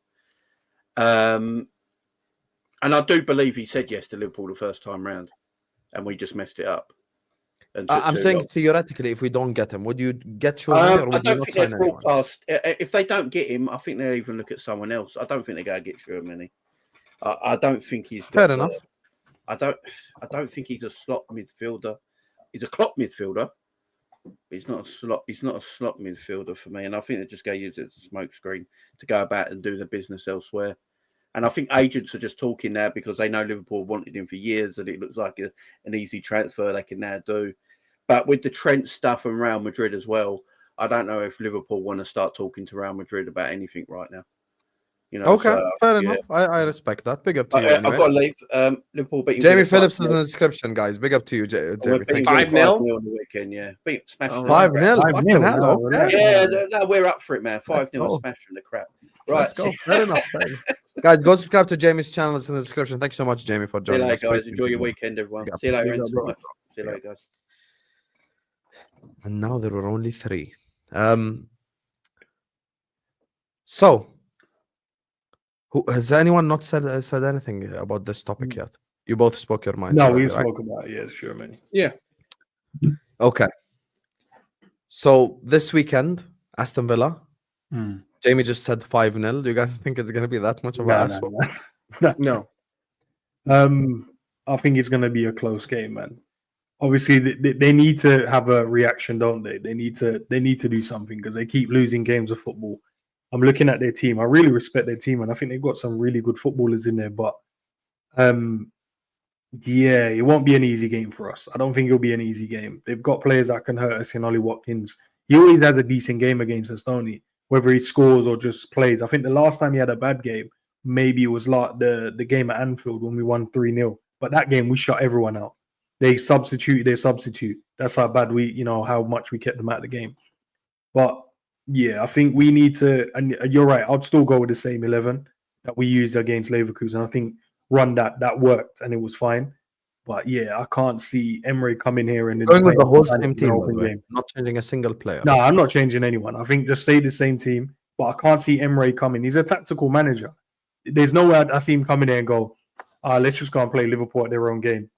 I just see them. You're right. I think they'll sit in for a bit and they'll try and catch us on the counter attack. And they've got quick players that can do that. So I think it'll be a close game. I'll go more of a 2-1. I think they'll get a goal. I think we'll win, but yeah, it won't be like Mo Salah winner again. Yeah, Endz. You know, yeah, go on. The whole Emery is going to come to Anfield and sit back. I understand why people are saying that, right? Because historically speaking, that's what he does. Yes. But if Emery is a tactical genius like people like to make him out to be, and I'm just a random dude who lives in Los Angeles and watches Liverpool on the weekends, and I can see how uncomfortable Liverpool are in the first half when you press us, and I can see how often we give away the ball cheaply to teams that consistently press us, and then when you stop pressing, all of a sudden we start controlling you in your half, then the formula is pretty simple. Unai Emery should come out, play the high line, press us with 6 men, overload the midfield because you know that we're going to come out with this 4-2-4 based on, prior patterns of play. If we don't, I think maybe it'll change. Maybe Slot has learned something. But if I'm Unai Emery, I've just lost 5 on the bounce. No one is expecting me to come into Anfield and win this game. Historically speaking, I have not been very good at Anfield, regardless of what Liverpool's form is. I'm pressing you. I'm overloading that midfield. I'm forcing you to play the ball long to Cody Gakpo and to Mohamed Salah. You're going to lose it because you've lost it against every other team so far. And the difference that I'm going to do is that when the second half turns over, I'm not going to be like Brighton. I'm not going to be like Arsenal. I'm not going to stop pressing you. I will press you until the players that I have on the field lose their legs. And I will sub everyone off and bring on 5 fresh legs to continue to press you. Because the one thing that you've proven is that it's like your kryptonite right now. You find it really difficult to deal with. And it's only when teams run out of energy and stop pressing that you start getting back into the game. Based on, Brighton, Arsenal. If I'm Unai Emery and I'm a tactical genius, that's what I'm doing. And if he does that, I'm going to be worried because we're going to have to make adjustments in that midfield immediately. Like the only change that I think would make sense would be if you want to add some more pace. So you don't start Cody Gakpo and you put Darwin Núñez on the left. Because I think Núñez on the left, it worked against Arsenal last year. It worked against, I think it was Wolves last year. He can do it. Also, when he makes his runs as a striker, he likes to favor one of the wings. He's never like straight down the middle. He's always drifting.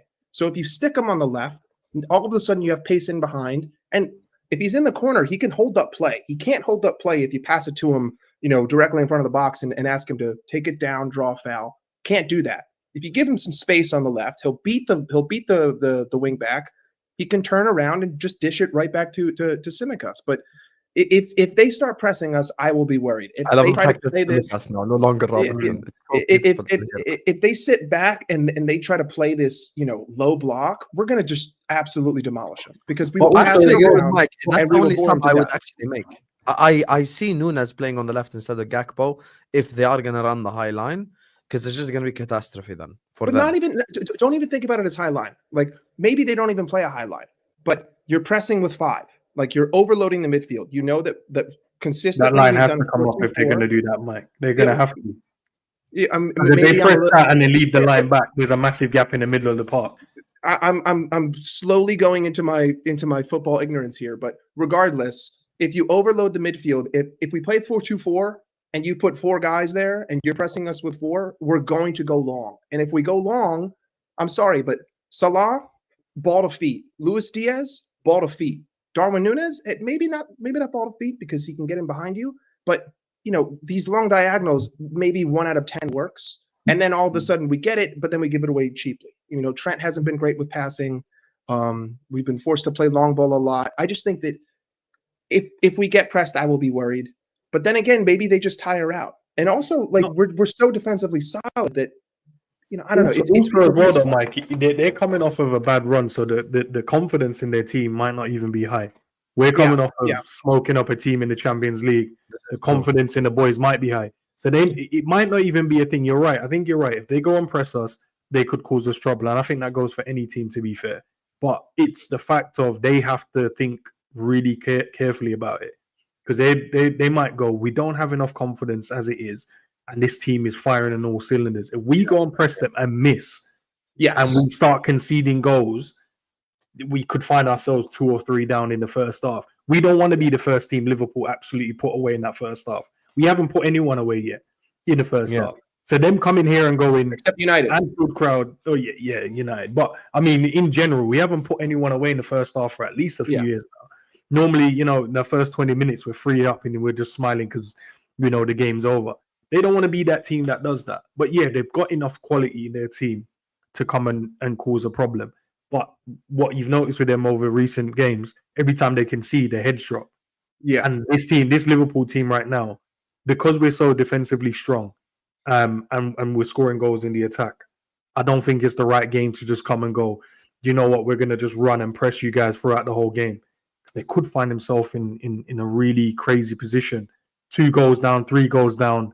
Then all of a sudden now we're a team that can keep the ball. So now we just keep the ball. It's not a position they want to be in. But you're right. They could come. If I was them, I would probably try and go and press.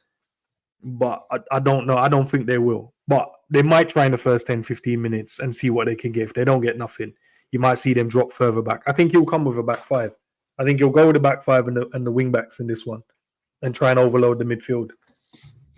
I wouldn't be surprised. It's just like if I'm Emery and I'm losing a lot of games, to me, if I were a manager, I would want to die. I would want to die on my sword. Like if I'm going to die, I'm going to die in battle. I'm not going to die from my wounds and get taken back to the camp and die over there in the tent. I'm dying on the battlefield. I'm making sure that this happens, almost like a Viking. You know what I mean? Like I have my sword. I'm going to Valhalla. Like that's just the mentality that I would want to see out of a team that's trying to push for a top 4. Maybe that's not him. Maybe he won't do that. Maybe history will speak for itself.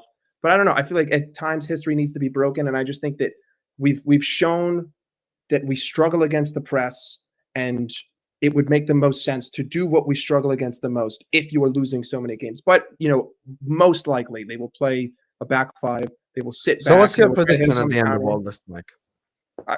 I mean, based on logic and history, I would say that they will sit back, play a low block. They'll try to hit us on the counter. Maybe Duran will come in, whatever. Maybe it's Ollie Watkins. I don't know. But if you give us the ball and you let us suffocate you, I'm not afraid of the low block anymore. Not with the way that this offense has been attacking.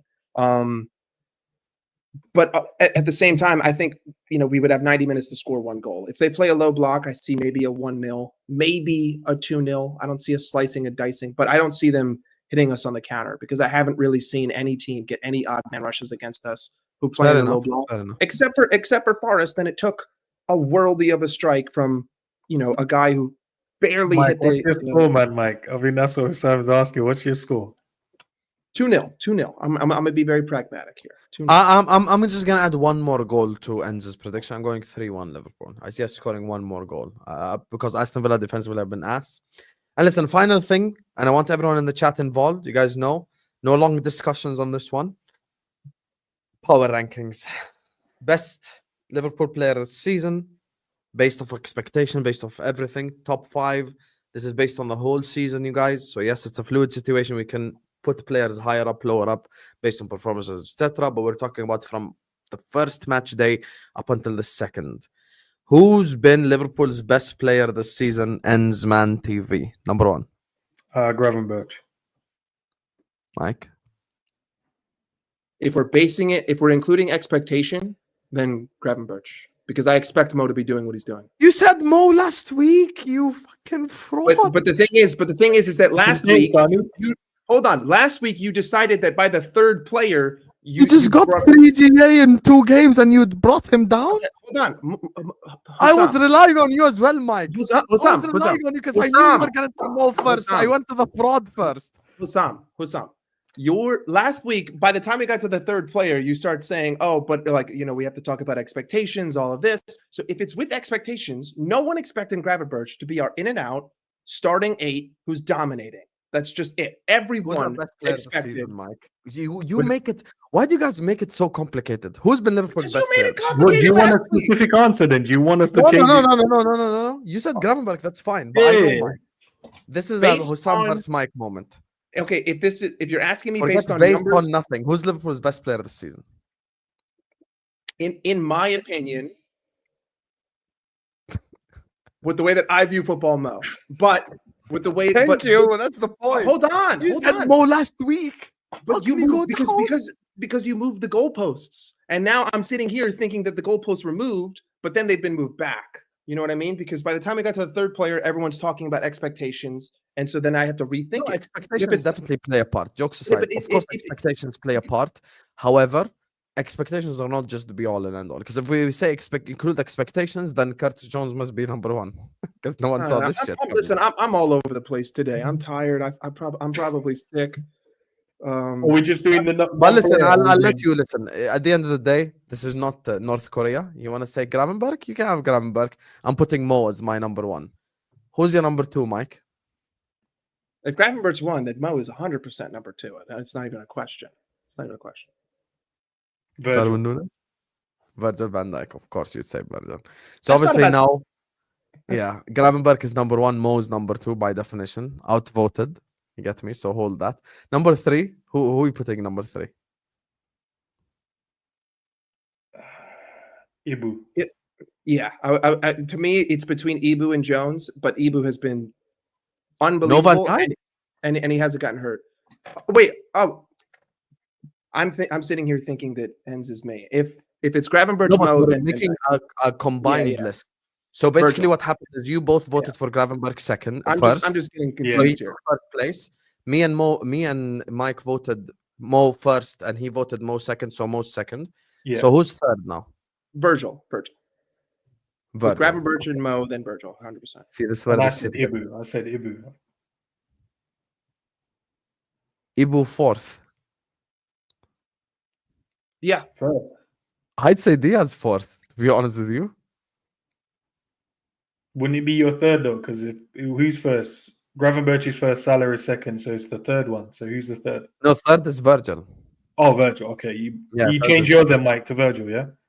yeah. Because Okay. I'm sitting here Yeah. thinking that like we're going off of yours because you just said Ibu. I'm too confused. Gravenberch, Mo, Virgil. Yes. All right, so number 4. You guys both saying Ibu, but I'm saying Diaz. Nah, Ibu's been solid, man. Ibu's He also unbelievable. hasn't hurt. But, He's like, played every Ibu's game. unbelievable. to be honest. Like, He's played every game. No one expected Yeah, him. he's Everyone so thought that Ibu would have been hurt by now. Everyone Even thought that. when he fell over with the arm thing, I know everyone was like, he's out for the rest of the season. I know. Everyone, so there he goes again. He's injured again. That's And again, everyone thought. Husam, you talk about like consistency. those not like are Luis 4 and Diaz. 5. I hear where you Yeah, guys are coming from. And Luis Diaz has had great games, but then he's also had games that were not great, right? Ibu has had nothing but great games. Every time he's there, I'm like, there's not a man on the planet who is getting past my center back. Why are Literally you saying from shout out Gakpo like this is a conversation with him? Don't involve your guy, brother. Relax. Gakpo is top 6 even. Consistency alone, Ibu and Verge have to be back to back, and Verge has to come first, and it needs to be in the top 4. Okay, so you guys both saying Konate fourth. Yeah. Yes. Okay, so Konate takes 4th place. Who's your 5th then?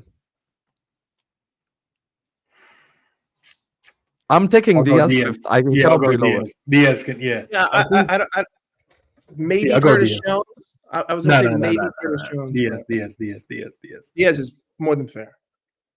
Diaz last season had 8 goals in 37 Premier League games. This season he already has 5 and 10 and 3 and 4.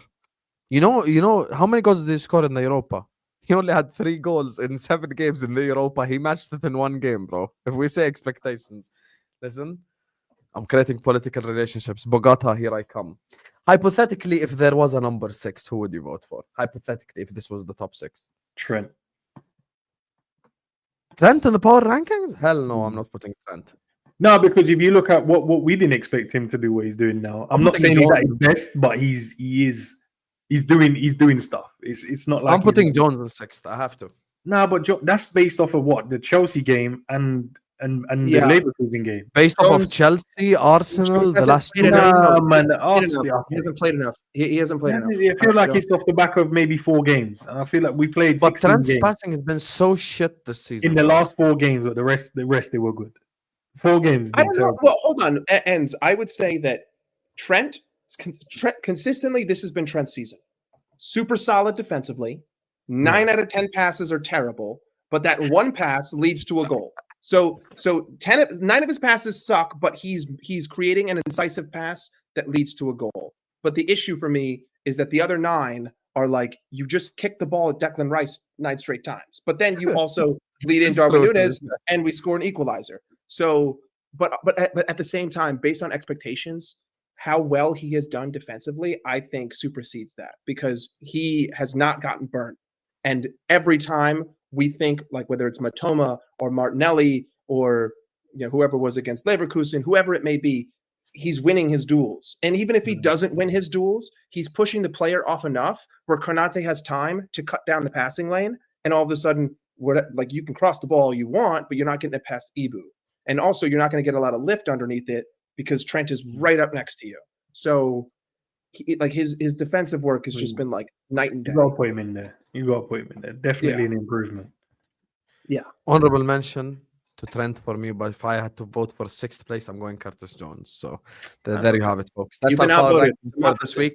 Mo went down, guys, a spot after getting 3 assists and a goal this week. The goalposts were moved. It's crazy. The goalposts were moved. You're a They fraud. didn't score, man.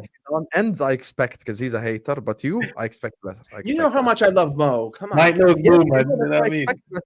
I'm not angry. I'm just disappointed. Big up to Mookie says, I hate how Soboslai playing recently. One game when I hope for him to play bad, he bangs brace against my country. Then he go back to factory reset settings, for fuck's sake. Mookie is Bosnian. Did Hungary beat Bosnia? Let me check. 2-0, I think it was. Hungary versus Bosnia. I think that Soboslai's biggest problem Last is just international break, he scored twice against Bosnia, lost 1-2 as well. Someone else said it. His problem right now is I just don't think that while wearing a Liverpool shirt, I think that he's not playing football. He's thinking too much, right? Like, in the moment, he has too many thoughts. Therefore, he's not instinctual. Therefore, he's not producing. It's like Núñez in front of goal. I feel like he overthinks it and then he makes the wrong decision. He hits for power when he should hit for finesse, hits for finesse when he should hit for power. JJ, this is power rankings, not overall. This is like who's been performing this season. Marmoush Zubimendi, left-footed centre back that can play left back. I'm taking that all day, every day. Bring me that in January right now. Is it Slot's issue why we can't progress through phases against an optimal press, or the profiles in midfield in his disposal? I mean, it's a little bit of both, to be honest with you. The Brighton first half, we just could not play, and Mike pointed this out at the first halftime show. We just couldn't play at the Brighton press, and we couldn't press them either. Our press was off, and their press was like just destroying us on the football. That's why I give credit to Slot in that game, because when he inverted Trent, one extra body in there, we directly started to play out of the press a lot better, and we started to create. So this is why, as much as it, like, I would be so happy if we signed someone of the ilk of Musiala, number 10, I would still rather take Zubimendi, because Zubimendi is that next level passer, dictator of tempo, someone who could play out of the press, which is what we need, to be honest with you. So, yeah. Sam scared me when I said Mo went down. It's crazy, bro. Like, Mo has to score 5 goals against Aston Villa for these frauds to vote them number 1. It's crazy. Like, Mo is on. Listen, if Mo continues these numbers and we do a major double, Mo's on Ballon d'Or numbers right now. So is it every week you do it, Husam? Yeah. So let's see. Maybe does he go up? Does he go down next week? this season, guys, he has 5 GA in 4 games in the UCL, and he's got 12 GA in 10 games in the Prem. What a ball. And a lot of those are game winners. Like, don't just ignore that fact. Brighton, Bologna, Leipzig, assist. So many games, man. But anyway, listen, on that note, we're going to wrap it up here, you guys. This has been one hell of a stream. This has been very enjoyable. I really like doing these Liverpool streams, man. Big up to all of you guys. Make sure you guys are slapping the like button. Make sure you guys are subscribing. I'm going to be back tomorrow, inshallah, at 3 p.m. UK time with my honest thoughts on the title race video. I'm also going to be doing the Brighton watch-along. I'm also going to be doing the Liverpool watch-along. Come on, you Seagulls, and come on, you Red Men. Tomorrow, the red and blue unite. Not the light blue of Manchester, the dark blue of Brighton. That's who we're uniting with for tomorrow. And actually, the dark blue of Chelsea as well this Sunday. So let's see, you know. We have started a temporary 48-hour allegiance because they need us to beat Villa as well for the top 4 race. So I'm going to teach all the Chelsea scumbags the lyrics to You'll Never Walk Alone. And speaking of Chelsea scumbags, this stream is going to take you over to Ziad's zone. So please go tell him, Husam raid in the chat. You get me? Big up the Chelsea scumbag himself who's using my face to clickbait. Husam raid in his chat, guys. So let's go raid over Ziad's channel. I'll be in his chat as well. Big up to Mike. His channel is in the description. Go subscribe. Big up to Endz. His channel is in the description. Go subscribe. Also go subscribe to Jerry James. Also go subscribe to G. Also go subscribe to Jamie Phillips. Big up to all of you guys. And just before we head out, Cam Scally. Us playing shit first half, second playing better. Literally happened last season, almost carbon copy. Slide digs on Klopp recently is annoying. Was Klopp not changing the game second half last year? Lazy analysis, I think. That's why for me, I've never been on this like fuck Klopp thing. There is a member of this panel, I'm not going to say who, you know, who was either here right now or on here previously, who suggested we should make a poll, Klopp or Slot. Klopp is the reason why we have a... Listen, let's just cut the crap. No one is going to get 99 points, 97 points, 96 points, all that, win a Champions League without having any tactics, and it's just mentality monsters. You're just going to go in there, you know, speak like a motivational speaker, and all of a sudden they're going to know how to play football together. I agree with you completely. Klopp was also someone who changed it up. Klopp was someone who won a league title, won a Champions League, so we can't be shitting on Klopp at all. I do agree with you. However, Slot has exceeded expectations. So it's a bit of both worlds. You get me? That's the fairest way I can answer that question. And thank you so much for the super chat as well. Anyway, guys, Ziad's zone, Husam raid. Peace out.